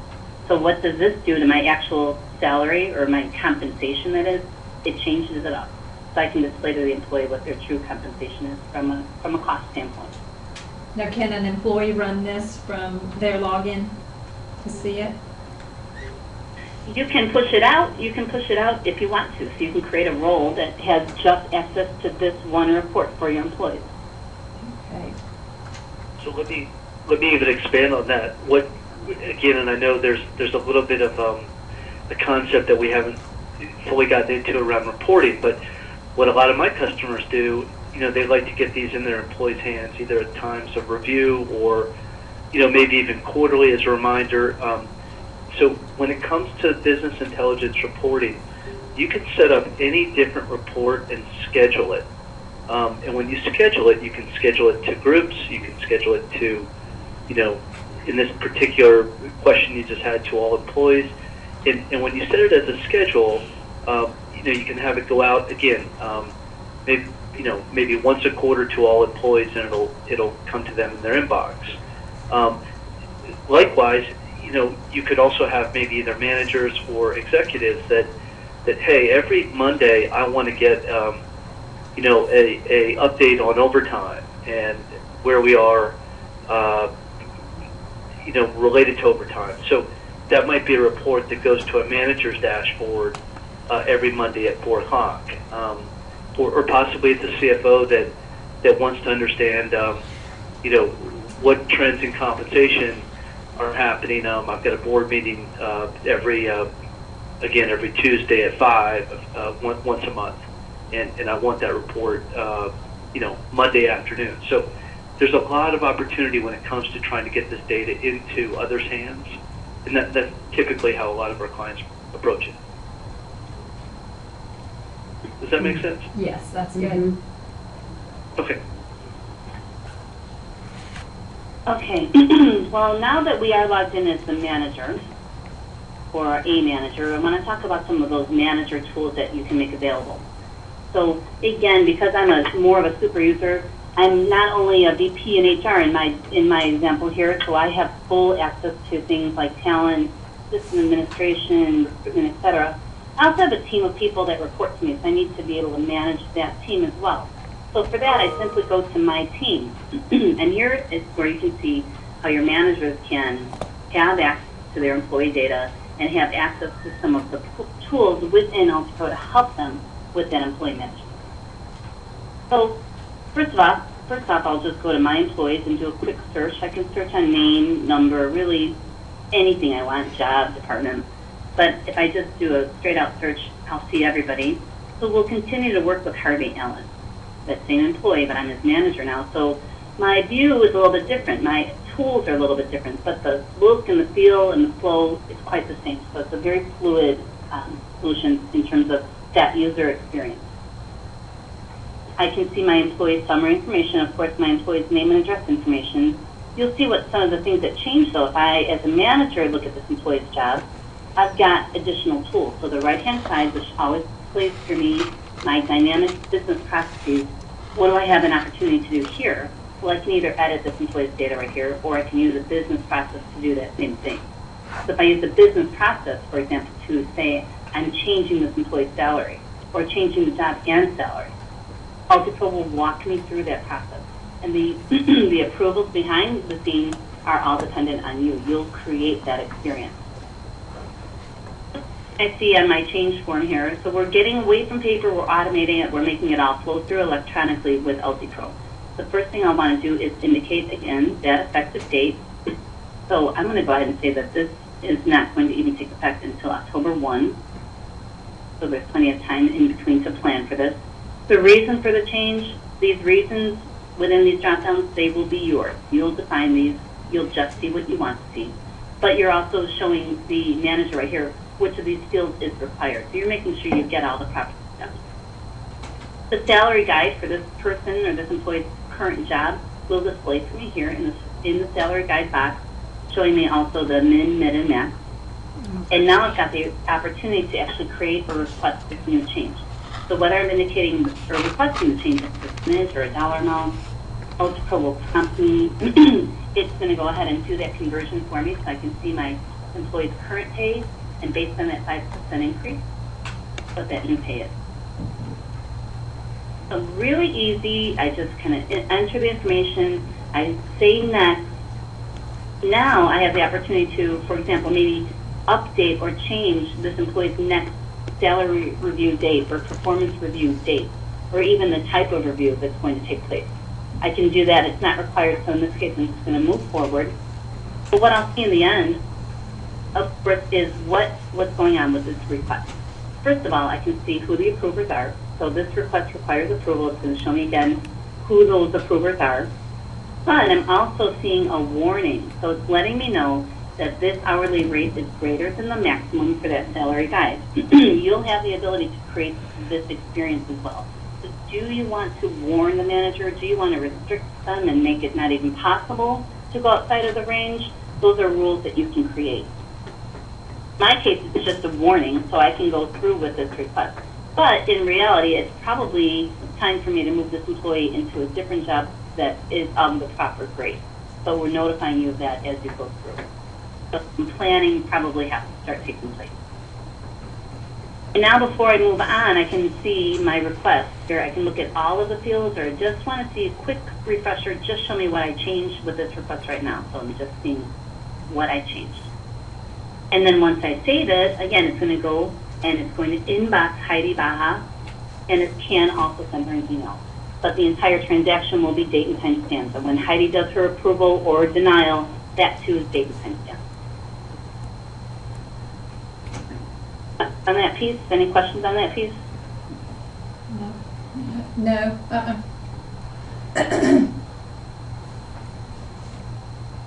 All right, so we saw much of this previously, compensation, career, education, and development. What I want to talk about now is the actual talent gateway. So as a manager, I've got access to all of my employees' talent information via a talent gateway. This is really going to be my dashboard with all of the tools that I need to manage my team or my workforce. The first thing I can see here, review status. So what reviews are started, in progress, completed in the next 30, 60, 90 days. I can go ahead and change that drop down. So that's the left-hand side. The right-hand side, things I can do, well, I can add an assignable goal. So I can add a goal to an employee. I can add an additional goal recommendation. So some of the tools that I can do right here are available. But really, it's the center of the screen that really serves as my gateway. So here's where I can see all of my employees. And in this first view, what I'm seeing is my to-do. So these are all of my employees that have reviews that are currently due. Whether they're due, you'll create what the amount, that time frame is, how far in advance you want to start putting due information on this gateway, so you'll define that. In addition to seeing my reviews, I can also just get a quick view of my direct reports right here. So these are all of my direct reports, and I can quickly see all of their current reviews as well as any historical information. Employee observations we talked about earlier, that's all available right here in the gateway as well. So as I said earlier, it's all about creating this collaborative environment, making one place to go for all of this talent information. When it comes to reviews or review types, you'll have an unlimited ability. You can create as many different review types as you want.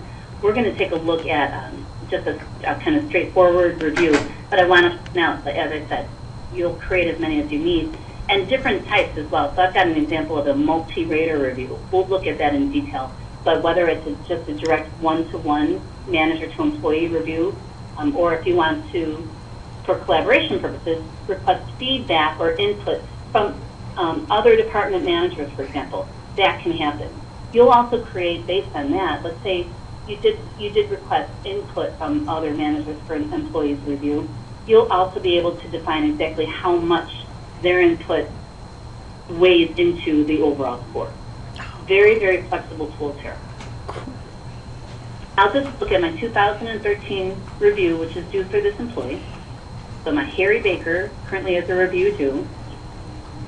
And we step back and we look at this particular page because there's a lot of information here. First of all, the review type that it is. Who are the contributors?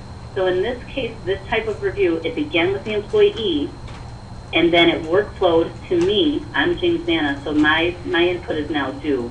And then from there, it will workflow to Jean Foster, who may be my boss or the director of HR. So you can create the contribution or contributor path as well and show it right here. Ulti Pro will move the review through the system and kind of inbox everybody as their contribution is due. In the review sections, we can see here the employee rating. So my employee's gone ahead and done his part of this review. It's now waiting to me for my input. And then lastly, send to the next contributor. So you can have routing comments as well, or you can say send back to Harry for changes. So the entire flow of this particular review, you'll define in UltiPro and manage it right from here. For me to start, you'll see here I've got different sections. So in my review sections, I've got goals, I've got competencies, comments, an old comment, and then a final score.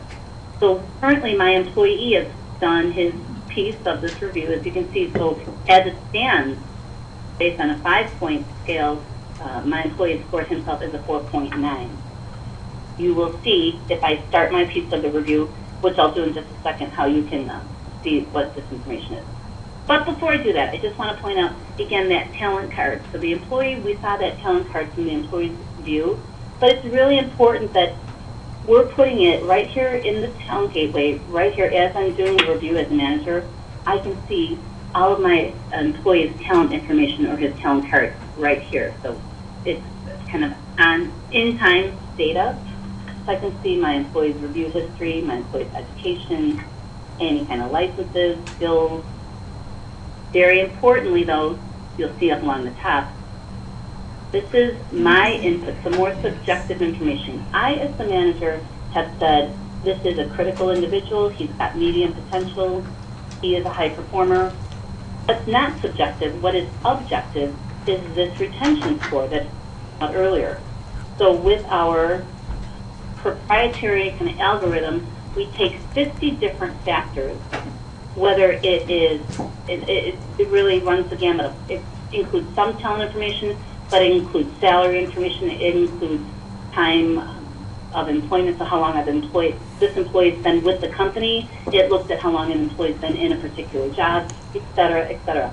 50 different factors come into play when it comes to this retention risk calculation. And in this case, we're saying he's a medium retention risk. Now with the retention risk, you're going to see the score based on the algorithm, it's 91.3. So as I said, this is very objective. We score it, we provide the number, but you will say, you know what, for us, 91, that's a very low risk.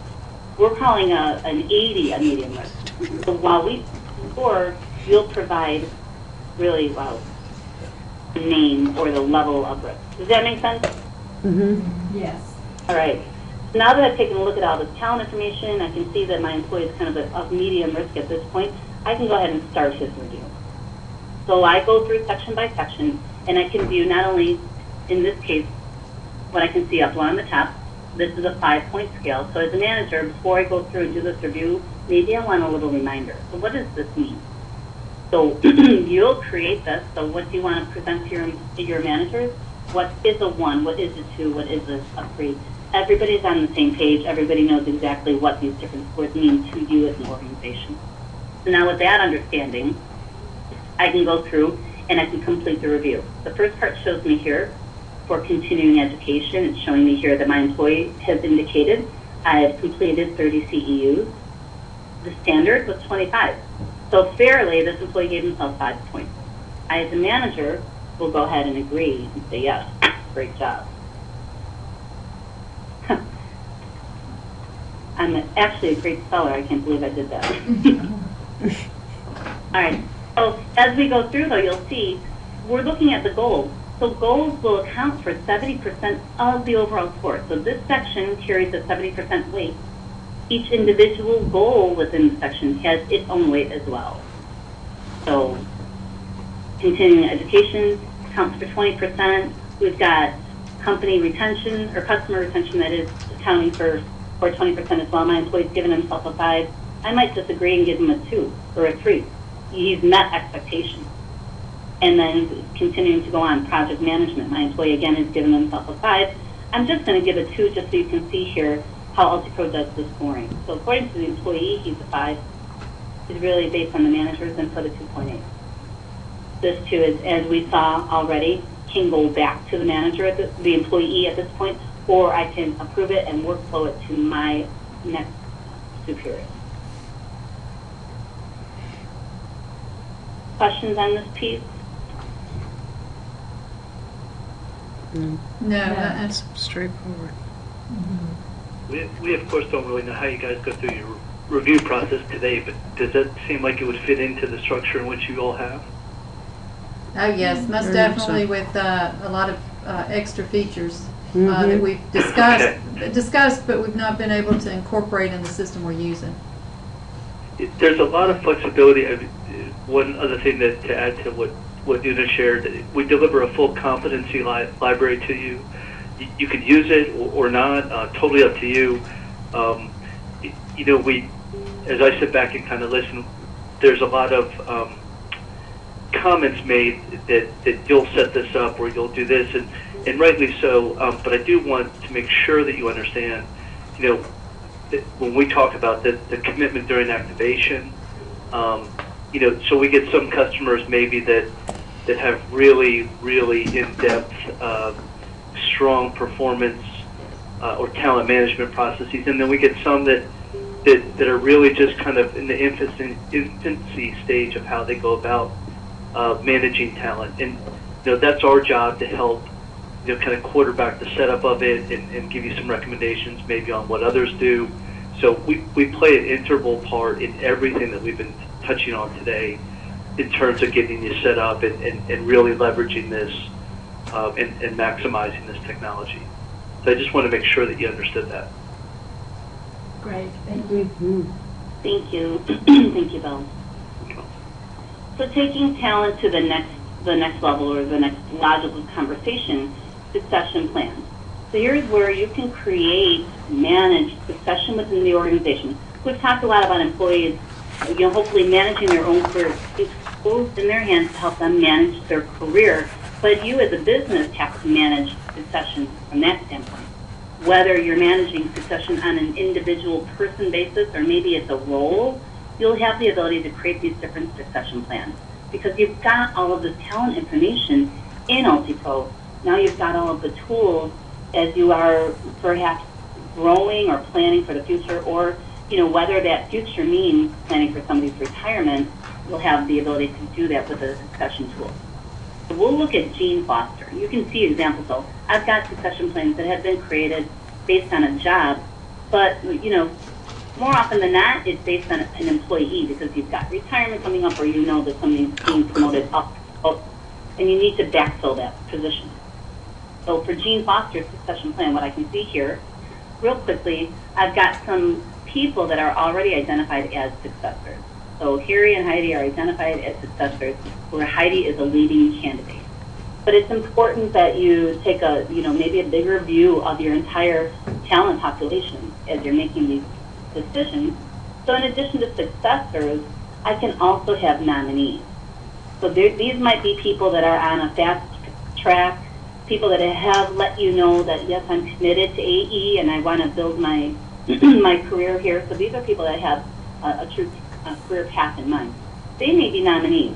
So you're simply identifying who they are. Again, that collaboration. So those comments that we saw earlier, any kind of Yammer activity, it's all going to be available right here. I can quickly open up their talent card right from here as well. Or I can say I want to compare, do a side-by-side comparison of all of these people, my candidates and my nominees, on one page, which I can do. And now it's taking each individual talent card, displaying it to me. And this is a really great view because I've got access, or I've got a quick view of all of the talent information, review history. Very importantly, though, that retention prediction. So I can see, you know, I've got somebody, Heidi Baja, who is already identified as my leading candidate, and based on that algorithm, based on that proprietary calculation, ironically, she's a high retention risk. So it's great that I know this now, because now I've got an opportunity to maybe move her to the next level. But as I do that, I still have all of, I can review all of my employees' talent information for my candidates and nominees right here on one page. Just some really great uses, because we talk about the retention tool. This is an example of really putting it to work, putting it to play right here where it becomes important. Questions on that piece, succession management? No. I thought I would do, I'm sorry? No, we're taking it in. All right. They're showing the org chart too as you're in succession, or are you going to come back to that? Sure. You'll see there is an organizational view available here as well. So right out of the box, we've got org charting. I can see. So I'm logged in as James Dana, and this is my staff of people. These are all my direct reports. I can even see the fact that Harry, for example, he too has direct reports. I can see that right on the org chart, and I can drop down to see Harry's reports as well. So this is based on your organizational structure. Makes sense.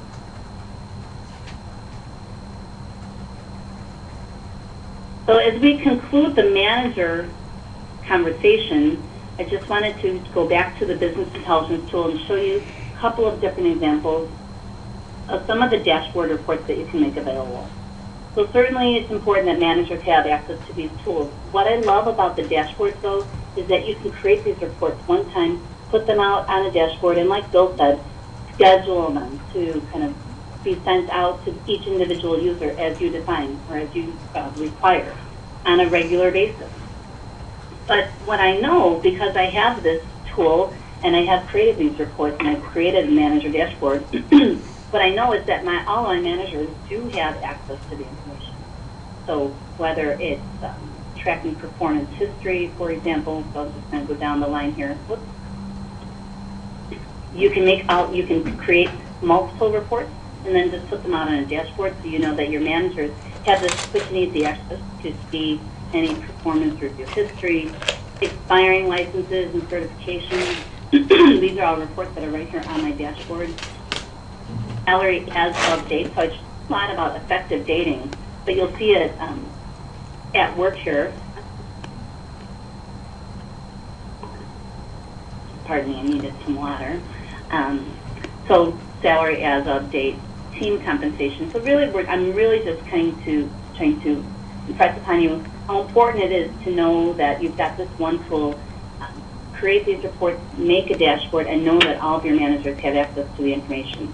And importantly, because it's all in the cloud, this is on demand, real-time information that's available 24/7. And we always like to say, again, it's when they log in, they never have to recreate the wheel. It's always going to update, specific to that point in time. So it's going to capture anything that's relevant when they actually run that or open up their dashboard, per se. So I'll talk a little bit about employee administration. We've seen so much information already, but as an administrator, looking at employee data is going to be quite different.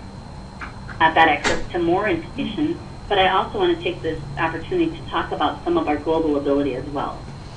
So I'm going to open up Antonio Capasso. He's my employee that actually works in our Italian location today. So we talked about some of the language that we currently provide, but we also provide localization for about 25 different countries. And you'll see some examples of that here. So Antonio, he's in my Rome location. So for that reason, I can see here the data privacy consent, I apologize. In the EU, the Safe Harbor Agreement, so employees have to consent to having their information made available. So that's a critical compliance talking point when it comes to starting to become a more global environment. Some of these compliance pieces have to come into place. So you can track here the fact that the employee has or has not signed off on that Safe Harbor Agreement, and this is part of the localization. Appearing because this employee is in an EU region that requires that document. You can also see, for example, this employee's current job information, compensation as well though. So in this case, what we can show you is that I've got my compensation in both EU and in dollars. And of course, the currency conversion, those tools are embedded in UltraPro as well. So if you want to take a look at, if you want to reconfigure or review this information based on the current conversion rate, you'll have those tools available as well. And then also from a job summary, actually I was going to show you here in the personal information, so some of that localization as well, the address field, the phone number field, are all based on this country's localization requirements. Can we upload documents? Sure. You certainly can. You'll see that right here. I have no documents with this employee, but I talked about documents earlier. Yeah, you can upload documents at the company and or employee level. And you can categorize them too. So again, you can make certain documents private potentially, or again, you could also open them up to again, maybe you have a handbook as an example that you want everybody to be able to view and have access to. So it just depends on how you want to configure that. Okay, and a question you may have already covered, but we have HR staff in Houston and Alaska. Can we give them access to only those employees in that location? Yeah. Mostly, yeah. Okay. Thank you. Absolutely.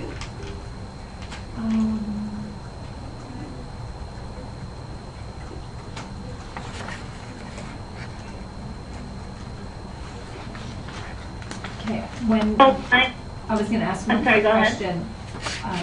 On the onboarding, when an employee is set up, will it prompt them for a W-4 for their particular state? Yes, it will. Okay. What are the forms that you have employees complete during onboarding besides the traditional W-499 in state? Mostly acknowledgments of policies, non-solicitation, confidentiality agreements. That's pretty much it. You are in fantastic shape then, because they can complete all those state tax forms, federal tax forms. But then again, if you remember, or possibly if you didn't see it, again, those other forms can be electronically signed off and acknowledged as well, and those will reside under that employee profile. So, for as long as you want to keep them in UltiPro, they'll stay. Excellent. Now, is all of that information backed up on a regular schedule? Are we able to back up that information here on our own servers? You could if you wanted to. I don't necessarily think there'd be a need to. We have so without getting real high level on you, but we're ISO 27001, which just simply means it's a global standard for security that we follow, and there's certain standards that we follow under that ISO certification for auditing and as well as backing up for customers' data. Right. So we have a couple different, actually 3 different hosting facilities. Mm-hmm. And we daily have your information being redundantly backed up between 2 physical sites today. Okay. But there really wouldn't be a need for you unless you just absolutely, for some reason wanted to do that. Okay.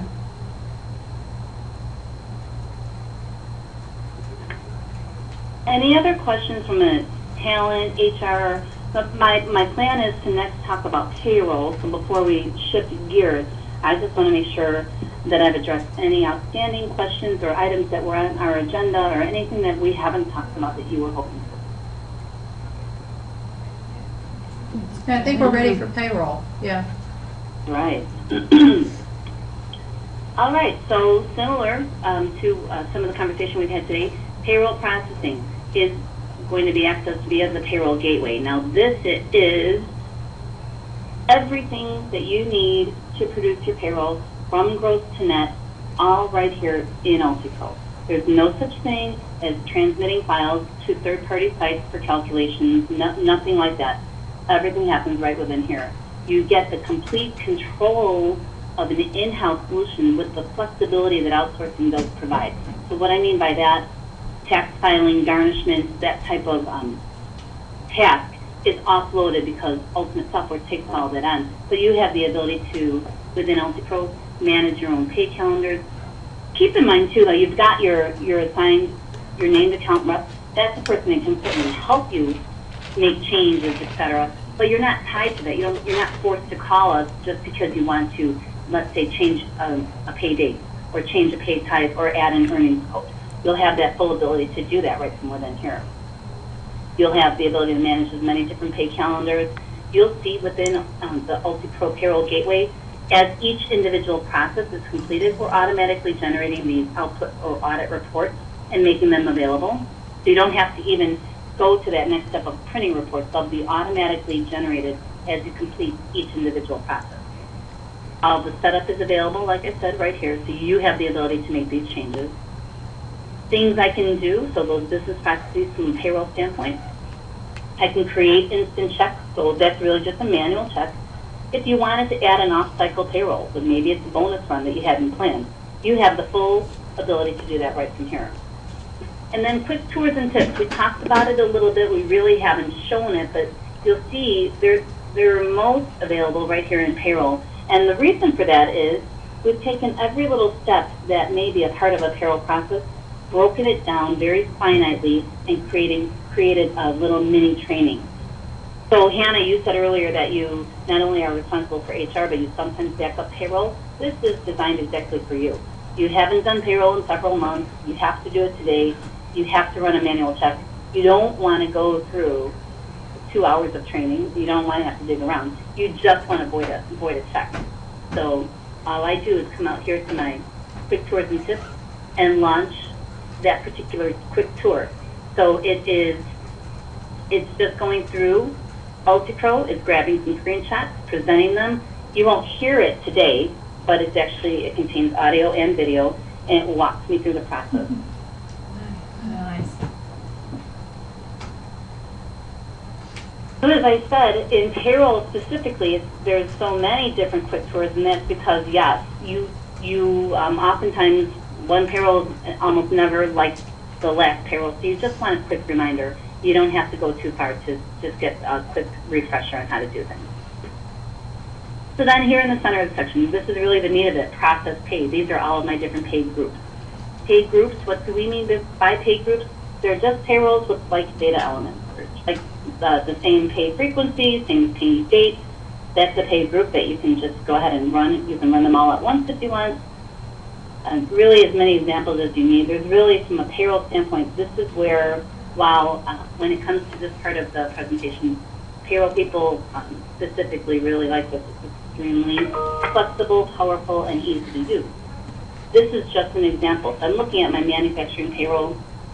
It's just an example, but it's one I want to use because you'll likely pull in some time from your Epicor system. Is that correct? Yes. All right. So it's a pretty standard example. So I'm just starting my payroll. I'm creating my work tables. Those are just the batches.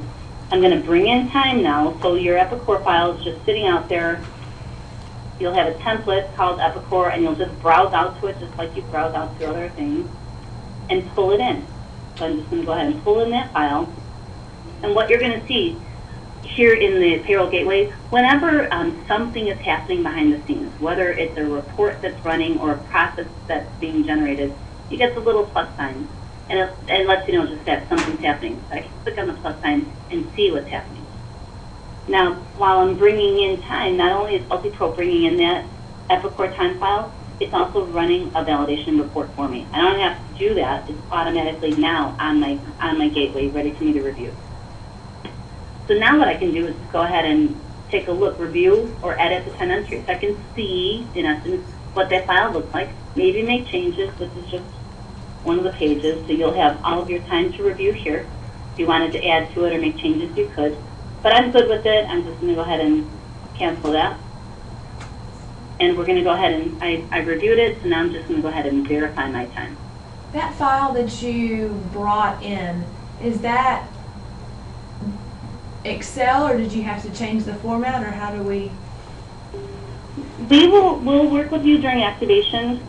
We'll work with you to know like what it is that you want to feed, and we'll build that template. Cool. Yeah. Very cool. And you have noted that we work with Deltek, or we have Deltek Vision. I'm sorry, Deltek. Yeah, Yes. Deltek Vision 7.0. So that's where we would be pulling the actual time in. Does it produce a file in Excel today, or? It exports to Excel. You can just export That's it. perfect. Yeah, it's a CSV files. Okay, very good. You know, I always say too during this, you can also bring in you know, if you've ever, some clients I know have other maybe one-time bonuses they pay outside the system, or you can really bring in any type of file you want. I guess just simply put, that would be what I want you to take away here. So we're showing you a time file, but this would also be an opportunity to pull in any other, maybe an expense file that you have, anything that you want to bring in related to payrolls.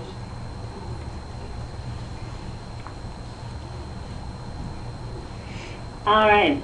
So we've verified the time. I can cancel. I'm not going to, but you'll see too unresolved. Some of the things under things I can do, unresolved payroll items. So you're going to have the ability to identify things. I want to be notified if a check is over a certain amount. So those are types of things that can be flagged so that you can review them before you actually complete the process. Or I can even undo a payroll process at this point. If I wanted to stop and maybe redo that file, I could. But even still, as I move through, to bring in time is still available to me. If I wanted to bring in more time, certainly can do that. But at this point, I'm just going to go ahead and submit time and calculate payroll. This is the big difference. This is where traditionally you may be used to transmitting a file to a third party where that whole gross net calculation has to happen. And then, you know, the downside to that not only is that, you know, your data is really sitting in two different places that have to get matched up to be calculated. But if you decided, you know what, based on these results, I want to change something, there you go, you're having to be transmit, and it's just kind of a back and forth, and it, you know, certainly takes up time. In this case, in about a minute, my entire gross to net payroll, my entire payroll will be calculated, the gross to net, and then if I want to review it, I can. If I want to make a change, I can, but it's all happening right here in UltiPro. I'm not having to transmit anything. While that's calculating, you can see some things are happening behind the scenes again. So it's calculating my entire payroll, gross to net. UltiPro is running the payroll edit detail listing. It's running some pre-check listings. It's running that exception report that I talked about. So everything's available to me. It's got my gross to net and all of my output reports. So usually it will just take a moment.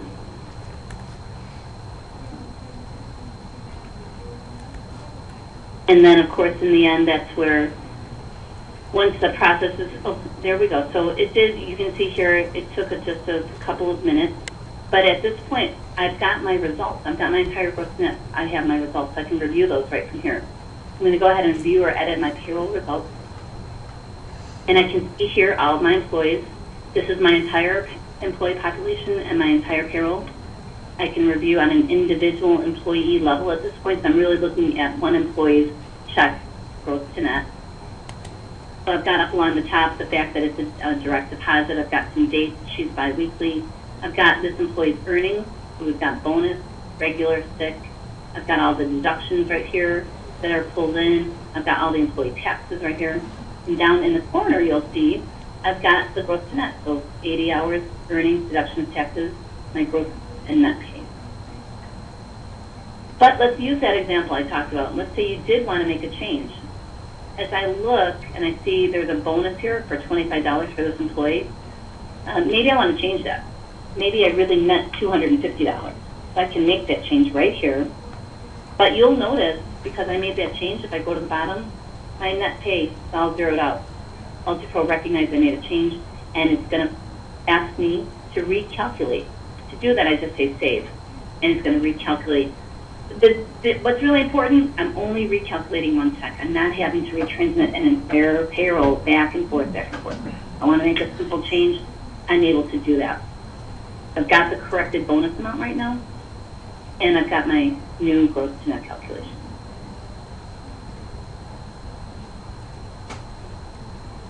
Any thoughts or questions on the payroll piece so far?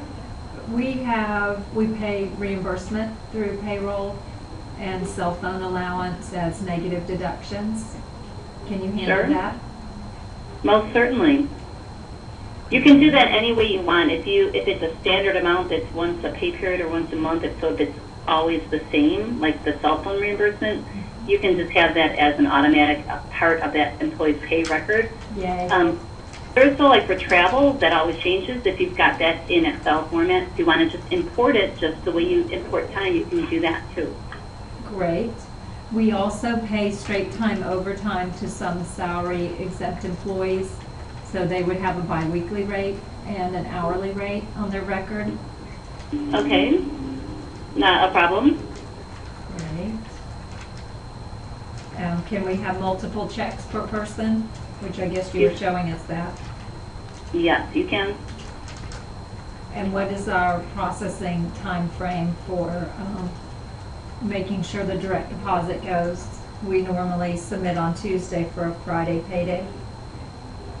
You'll actually, it's just standard NASA timing, so I think you'll actually be able to do that transmission on Wednesday then. Okay. You can actually also, just as a FYI, you could, since you're paying Friday, you can also set parameters on when employees can go view their checks. So if you want them to, and there was some companies, employees get a little antsy and they, hey, I want to log in Thursday night and just see what my pay is going to be for Friday, so you can make that available for view, again, if you want, or you could just restrict it to Friday. That's totally up to you. Very good. You know, we are, as I said, biweekly, and we've currently had our insurance deductions biweekly, but we'd like them to be monthly. So, yes, semi-monthly. Thank you. So that would mean twice a year there would be no deductions on the 3 paycheck month. Is that possible? Yeah, you can do that. Yep. Good. Well, actually, let's step back. The payroll is biweekly. How will you manage a semi-monthly deduction? We just wouldn't have, it would be on the 3rd paycheck, you know, twice a year you have it. So we would want no deductions for insurance on that check. Gotcha, okay. Cool.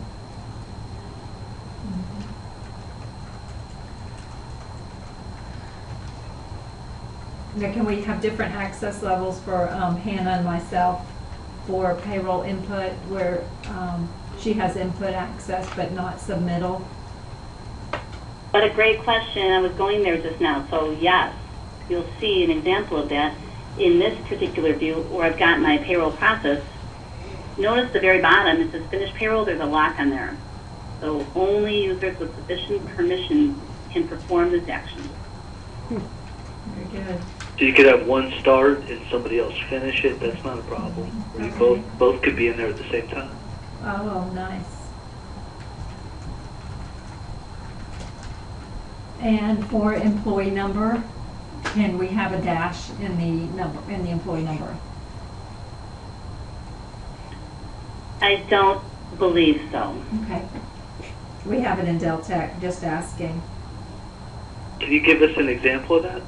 Yes, our employee number would be 10 dash and then 3 more digits. But we couldn't do it with ADP Total Source, the dash. Okay, is that important to you to have that dash? No, it's just a question. I mean, it's not critical. Okay. I only ask because I can find out for you for sure. But Okay. Well, I mean, we would want to know. Okay. So it matches. Patty, We'll find out for You sure. want to know, don't you? A dash is Find out. important to Patty. I'm thinking we go back We can to match. those that configure Delta and tell them to take the dash out. No, They won't because have it'd be you asked Sherry that Okay, question we'll on ask. what. No, I don't want to be around when you ask for that question. Okay. Now, is there any setup for state and local jurisdictions? When, Oh yes, we handle all of the state and locals. Is there a setup fee initially when we No. have a new state? No. No, the only cost associated would be, you know, if the state charges you something to set that up, but we don't charge you anything. Okay, and how about for new employees? Did I already ask you that? Yeah, is there? You there's did, no but that's cost. okay. There is none. Okay. We actually, so ADP around the state and local taxation, just to give you how powerful the taxation side is and the payroll piece is, ADP, I believe, goes into about 3,500 jurisdictions throughout the country. UltiPro goes into over 5,400 jurisdictions. And, we talk about, we make reference, rather, to some of the sports teams that work with us. And a lot of the reason for that is that when you look at, a baseball team that's going from one state to state, playing the next night, you've got a tax based on where the reciprocation is, or reciprocity is, rather. So the nice thing within UltiPro is once you put their address in, UltiPro's smart enough to know down to that specific address, all the different taxes responsible down to the locale. Now, do y'all provide information to us as FYIs on state taxes, federal, with the benefit law changes and all sorts of keeping us in the know? Absolutely. We probably again over communicate that. There's also something that I should have mentioned earlier around service and support. I talked about your named account manager that supports you day to day. We think taxation is so important and critical that we also assign a named account tax manager to each client as well. So, we hear how for many solutions that you go into a black hole anytime you try to get questions around taxes. And we don't want you to ever. So you've got somebody that you can, again, call, email, and they'll work with you regarding any state or any nuance related to taxation. Excellent. How many earnings codes can we set up? It's unlimited. Great. Same with deductions. Okay. I'm taking over for Una, by the way. Let's give her a break. And is there a report for deductions that were not taken on a payroll? Yes. Okay. Yes. Yes, there is. We could, again, we're kind of being a little high level on the payroll side. There's all different types of payroll reports. I don't know if you, thank you, Una, if you want to just show them a couple, but You'll see here, because I just ran that payroll, I talked about how some of these reports are automatically generated. So here's an example of my exception report. So you'll see, you notice the time it just ran. My employees not paid, terminated, arrears, deductions not taken, zero net, over limit, multiple checks, everything. So that's just one example. So the exception report can be automated for you, as well as the pre-check detail listing. So this really works almost as your pre-register. So it gives you the ability to manage. And there you'll see too, there's that bonus pay that we changed. So that's automatically. Now you'll of course have the ability to send these to, maybe you need to send these to the CFO before actually finally saying finish payroll. You'll have that full ability too. Nice. So you can send these reports within UltiPro to other users. at the very bottom it would give you all your company totals, of course. But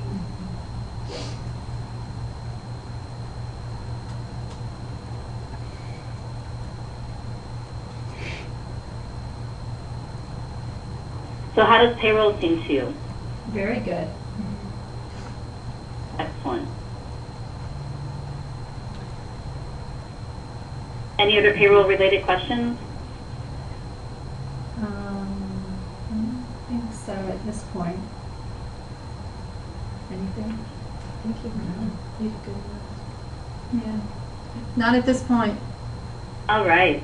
yeah, just know that UltiPro was founded and born on the principles of having the fastest payroll engine in the marketplace. So although we've been talking a lot about HR, and that's, obviously very critical to our customers, we don't ever want you to feel as if we overlook payroll, because that payroll drives everything. And, that is, to us anyway, a really, really key component in this unified solution and strategy. At that Okay, I'll way- be quiet, sorry. No, thank you, Bill. You're so right. Of course, that's why oftentimes I'll kind of end with payroll, because it becomes funny. You talk so much about talent, but if you don't pay them, you don't have talent. Can you talk about the year-end process and W-2s? Yeah, sure. What would you like to know? We saw you had a year-end tab. Could you repeat that real quick? Yeah, we saw that there's a year-end tab on the far right side. Oh, yeah. Okay. So, I believe that's a great question. I've never gone into that, so you might want to. But as you do that, Yeah, I'm just in being some honest. starter butters myself here. Oh, nice. That's what I thought it was. It was more informational, but also kind of your checklist of processes to complete for year end. I like. Nice. Very good. We're obviously going to do your W-2s for you, and those are online for employees to download, and you can download those to TurboTax if you want. That's built in, but we're going to complete and finalize your year end. And I hope you know that goes without saying for all tax filings and preparation. We take full ownership and responsibility throughout the year, and then of course completing the year end for you guys. Great. And what is that tab after year end? The tab after year Yeah. end. Transfer data. Oh, transfer data. Okay. Yeah, so that's for some of the interfaces that we built. It's an area that you would rarely go into. Okay. I like the attention though that you're paying to all Yeah. Mm-hmm. And I mentioned this earlier. So see up in the top right corner under Share Ideas. Mm-hmm. That's where you can submit different ideas that you might want for us to know about for future enhancements, or and then I don't know if you have the ability to show them where I talked about the on-demand training in them, where they would go for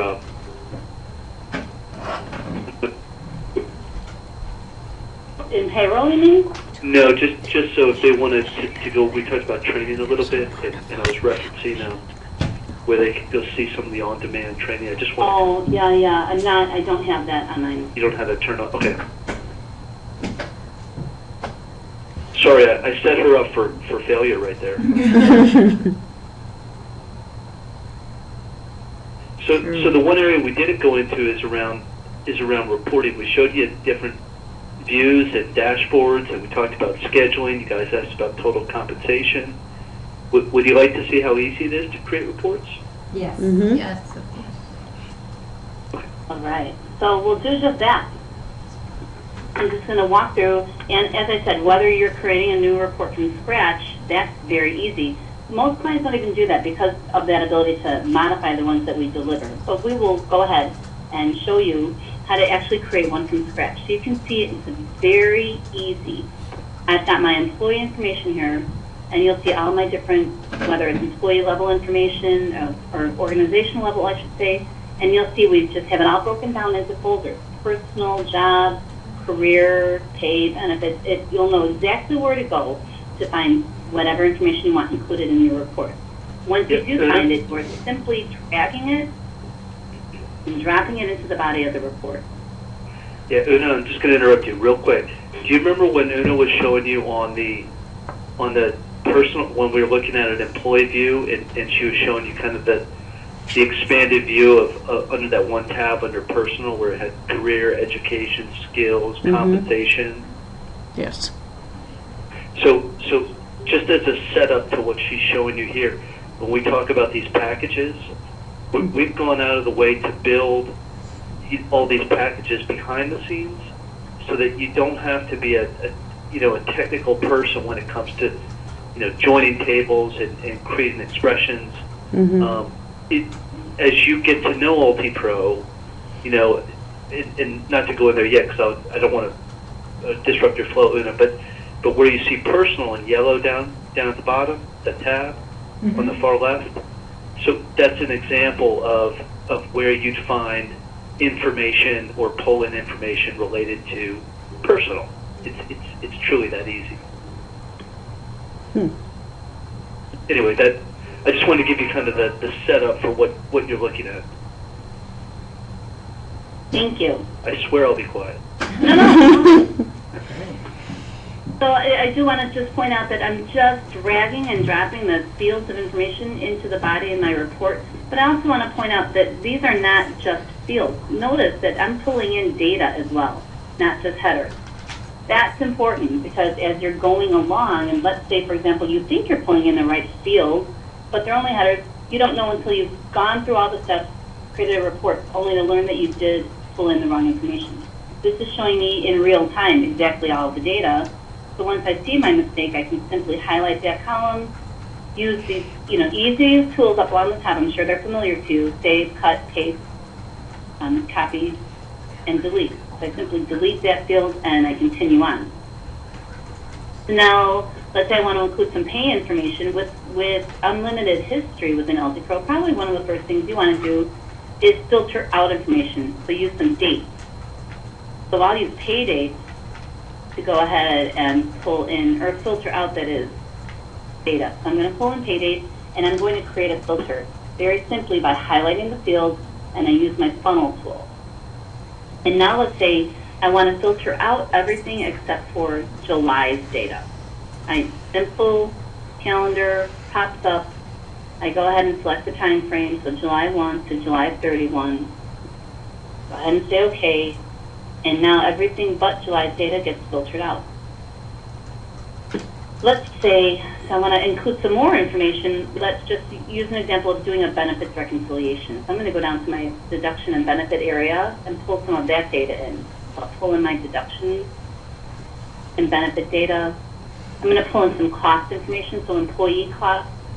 But with UltiPro, you're going to see not only do I have access to my employee information or contributions, that is, but all of your employer contribution as well. So this is how you're able to get to, for as a matter of fact, that compensation statement, because all of the data is right here in UltiPro. I can start really building this report just by using some of the tools along the top.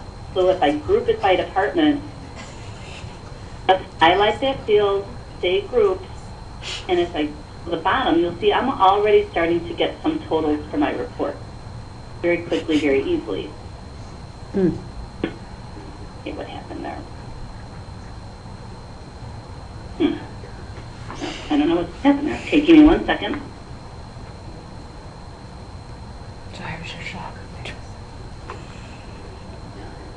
Let me restart this. I'm going to actually, I must have pulled in some bad data, so I'm going to show you how quickly I can fix that. Go back to employee data, pull in some information, so name, organization, so my department, and I'll re-pull in the data information.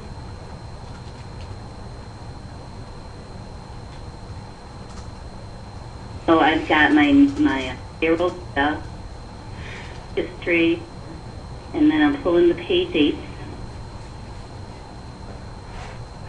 And I'm going to create that filter, but I'm going to just right-click and create a filter. I'm going to actually use June's data. Maybe I've got better data in June. I don't know. So June 1 to June 30th. Go ahead and say OK. Same concept, but now I want to sort it by my department. I just highlight that column and I say group. And now if I go to the bottom, so I've got better data in June. It's going to start sorting my report. Now I'm going to start to add some information like the benefit and deductions. I'm going to start adding some of their cost information again. I can multi-select as well, so I can even use my control keys to select multiple fields at one time. But in this example, let's say I'm doing a reconciliation. So I'm reconciling against my carrier's invoice for medical and dental, or medical insurance. This is really should meet all of my deductions though. So again, I want to filter out that information that doesn't apply. Real easy. I'm going to again use my filter tool. So what's really important to note, I'm not programming, I'm not creating like a select statement. I'm very simply going in and checking boxes. I just want to see HMO and I just want to see PPO. So I page down to my PPO. And again, I just say okay, and my report changes. Now I'm seeing for the month of June, all of my employees, HMO, PPO deductions, employer and employee costs. As I said before, I can go ahead and sort it. If I go to the bottom of the report, I'm already starting to see totals, but these are really easy to use tools. If I want a separate column for HMO and PPO, I'm just going to use my pivot tool up along the top. And now it's going to create for me two different columns. Same data, but it's breaking it out for me. And because I'm basing it on payroll data, you know, I'm doing a reconciliation. I probably don't need all this detail, so all I have to do now, I want to maybe collapse this. So I don't need every single paycheck for every single employee. I just want to see the total. Now I've got the totals for my employees right here. I've got HMO account for HMO PPO, just the totals for employee and employer. But if you're doing a different kind of analysis, so this is great for reconciliation purposes, but if you're doing a different kind of analysis, I can even collapse this further and now start looking at this information just for these individual departments as a total. I can even add graphs at this point. So if I say I want to take a look graphically as well, easy to do. Now I've got the same information. I've got all of my employer and employee HMO and PPO costs broken down by department for the month with a graph that easily. And here too, very importantly, this really makes sense here to discuss the fact that you create this one time. You set it up one time and you're done. You can schedule it to rerun on a recurring basis. You can have it automatically emailed to a certain user within the organization if you want to. And you can create alerts as well. So any of these numbers, any date-sensitive information that you want to be alerted about, you can create alerts with the BI tool as well. What are your thoughts on the BI tool, creating your own reports? Amazing. Yeah. Really, really easy to use and super powerful. We're really just scratching the surface. It's very, very, very powerful, but very easy. Very impressive. Yes. Well, you know, I've had the luxury of working with a few NASCAR teams up here that are clients of ours, and in fact, Joe Gibbs Racing was one of my first clients. I know they're not in your industry, of course, but the reason why I bring them up, they were extremely manual in a lot of their processes, to the point where they wanted us to, which was fine. They wanted us to deliver all checks to employees. They didn't want anybody going in or logging in to see information. And once they rolled OT Pro out, within 6 months, not only were their employees all online direct deposit, the whole theory of going in and making an address change or an update was gone, but their managers were actually in there creating very basic reports. Again, only for the information they had access to, but again, that's something that, you know, our whole concept, because this is the only agenda we have, is really to make this a user-friendly experience for anybody in the enterprise. What other questions do you have? I know we're coming up on the end of the hour, and we really appreciate the feedback and the your questions today, but what have we not addressed that's important to you? Do anything? So we actually have a line until 3 o'clock, so if you guys need to rush off, that's fine. The rest of us were thinking it was over at 3, or I guess it's 4, your time. Okay. We don't have. So ladies, don't feel like we need to rush or anything. Okay. We have. We get employee discounts through ADP Total Source. Do you guys offer anything like that? Such as cell phone? Unfortunately, no. Okay. No. You just have to work for that. This is Maureen. I have a few things. But I will go ahead and ask the question, but AE Solutions, if you just want to say, no, we're not interested in seeing that, please feel free to do so. One of the things we talked about was can Ultimate store documents, like PDFs or something like that, Word documents? Yes. They said they could. Yep. We talked about the total comp statement, and I know that we saw an example of that. One of the things earlier was we were looking at maybe being able to bring in like 401k balances. Can you add information to those comp statements? Yes. Definitely. And Heidi, are you interested in seeing if they can manage concurrent leaves in some fashion?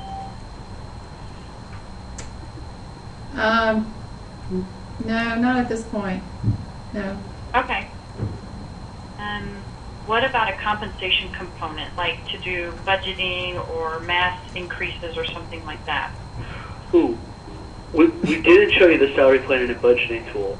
That is true. So We would be that, interested in that, yes. Okay. Do you want to just share with us really briefly, like how that works for you guys today? Well, not well. through our review system. Not trying to set you up, I promise. No, we actually, as a company, we look at making changes to salaries on an annual basis. So it's a one-time event primarily.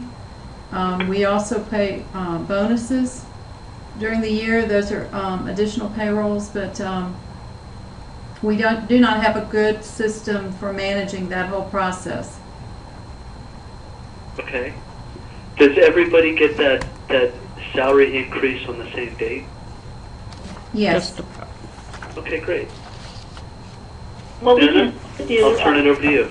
yeah, real quickly, what we can share with you is our salary planning and budgeting tool, as you can see here. So this is in the hands of the managers. HR, or at the executive level, you'll actually create the session, so the budget session, and it sounds like it's once a year, and increases are the same time for everybody, so that's perfect.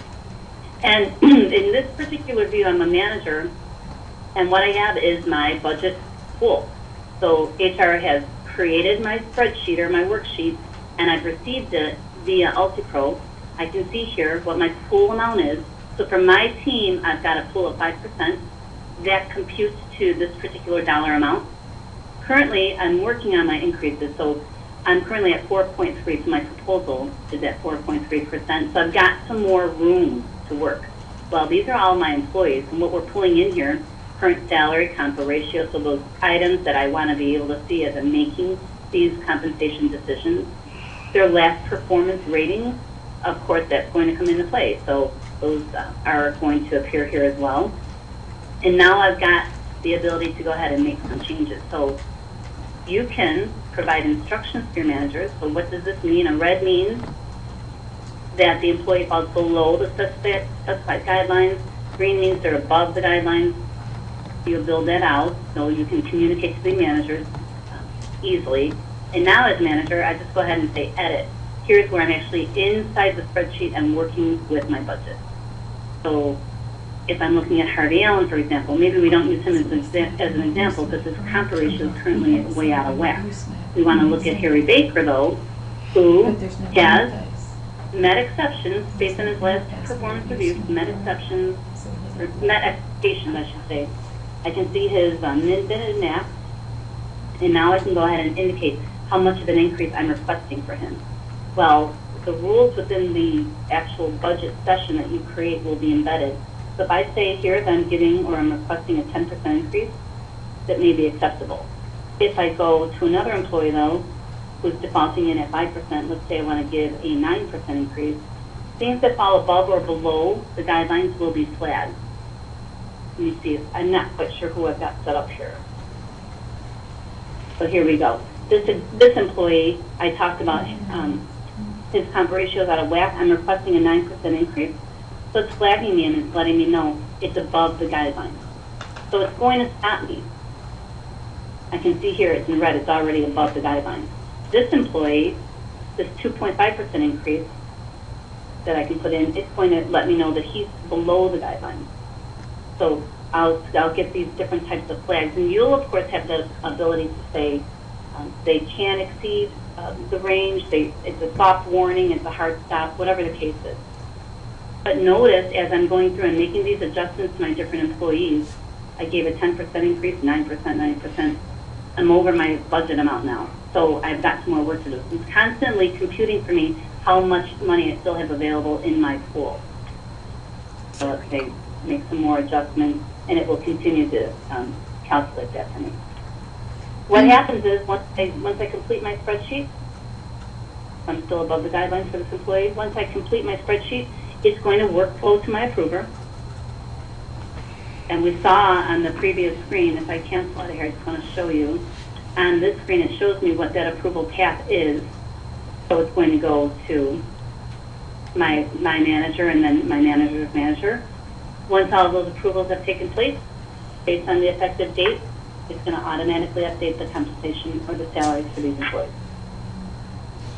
So one question on this, for those that may be at the max for their salary range, would the manager be able to enter a flat dollar amount for just like a one-time payout? You sure can. You sure can. Let me jump back in to show you. It can either be a biweekly increase, or we want to do a lump sum. So this Lump is sum. A lump Yeah. of 1,000. That's perfect. That's what I was asking. Okay. And you can rename those. We have them as base wage and lump sum, but you can have it whatever you want it to say. Mm-hmm.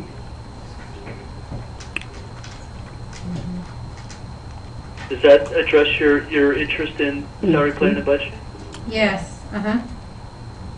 Yeah, it's a real popular, because again, as you grow and expand, you know, the idea is that you know, whether you start more from the executive level, but if you want to give it down, to start with your managers in this case, and then have it flow up to your CFO or whoever would be the final approver. Once you know, the idea is to give visibility throughout the entire process so that you don't get log jammed anywhere. And once it's approved, does it feed automatically in? Yes. Yeah. Automatically, based on that effective date, it's going to update UltiPro automatically. Cool. Very nice. We like. Most people do. Good. So I want to make sure that I mention one thing, and I certainly you all have been really kind to and accommodating with. I know obviously not everybody could join today, and we had put in a request. We were full throughout the week, so this was the only day that we had. So I know that it might not have been the most ideal day, but the other side of it is that because of the time frame, the devotion that we put into implementation, you know, there's something that I really want you to take away and understand. We made some concessions and some approvals, and again, this is so. In the event you decided you wanted to move forward with Ultimate, we understand you've got a benefits enrollment that's going to be effective in December, or I'm sorry, effective in January, I believe, but open enrollment's in December. And the question was posed to us earlier: could AE Solutions go in and do open enrollment prior to going live on payroll? Normally, we don't do that. Usually, it's going live with payroll. And then opening up with benefits at the same time. In this particular case, we would be, and we have approval to do that with you guys, to be able to let employees go in and go through the enrollment process in December and then go with the live date of January 1 for payroll. But to do that, and I truly don't mean this, because I know this is probably a big decision for you all, truly don't mean to rush you all, but I would say that the sooner, again, if you were to pick Ultimate, the sooner we could get you guys in queue, the better, because when you start looking at how the rest of the year breaks out, you know, you've got some dates in there that are holidays. We try to account. We realize that there's going to be some things that come up on your end that, you know, it might stall the project maybe a couple days. So we try to anticipate a lot going into this so that we set you up for success.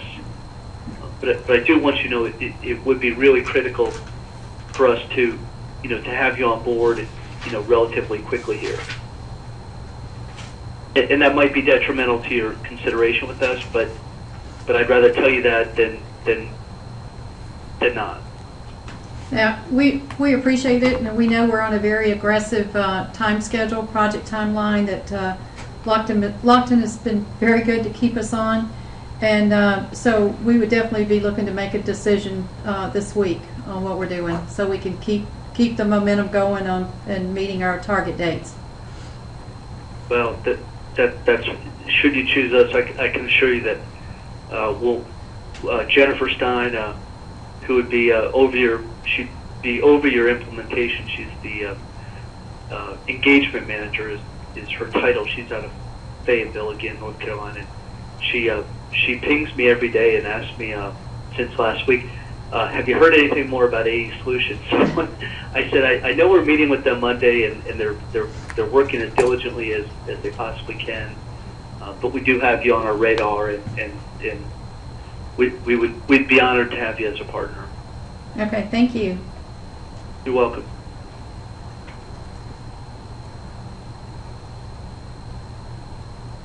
Una, from a presentation perspective, is there anything else you'd like to share with AE Solutions at this point? I don't think so. We really, at least from the agenda that I had, I think we've covered everything. Okay. AE Solutions, is there anything on your end? Nothing more on our end. No, not at this time. Okay. So I think I've been tagging my little list here. I think we've gone through most of the meeting topics that we were hoping to touch upon. Oh, can you leave that up real quick? Absolutely. Because there is one thing that I didn't cover that you mentioned.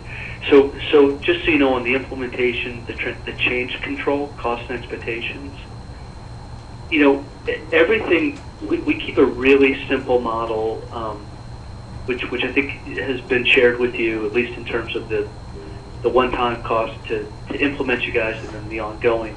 You know, we bill our customers 4 times a year, and I know that throughout the meeting today there were some questions about, you know, do you guys charge, for example, to add a new hire or things of that nature? You know, we don't. We don't, and I don't want to say nickel and dime folks, but we just believe that you know, it's just a simple per employee per month, you know, kind of philosophy. We don't charge you for W-2s at the end of the year, you know, taxation you asked about. The only cost that really is out of the scope that you could run into would be if you change third-party providers for health and welfare purposes, and you need a new interface built, then we do charge for that. So if you went from like an Aetna or a Blue Cross, you know, it's quite a bit of work to set those up. But if you had maintenance to do to that file, i.e. you're just changing plan design or something to that effect, that's all part of our ongoing support. I get routine questions from ADP customers. Well, what if we ever have an amendment associated with taxes? Do you guys charge for that? No. We you know, we don't ever want you to feel as if you know, you're getting costs layered on to what we've already communicated. So I did want to just make sure I addressed that associated with your agenda. Does that make sense? Mm-hmm. It does. Thank you. Okay, so AE Solutions, this is kind of what we're looking at here. Just kind of want to flash this up again here. So is it okay if I put some time on the calendar tomorrow with you guys to kind of walk through any last questions that you might have? I'm just going to go ahead and send an invitation out for 3 o'clock Eastern time, if that works for your calendars. hold on one second, we're regrouping right now on availability. Okay, great.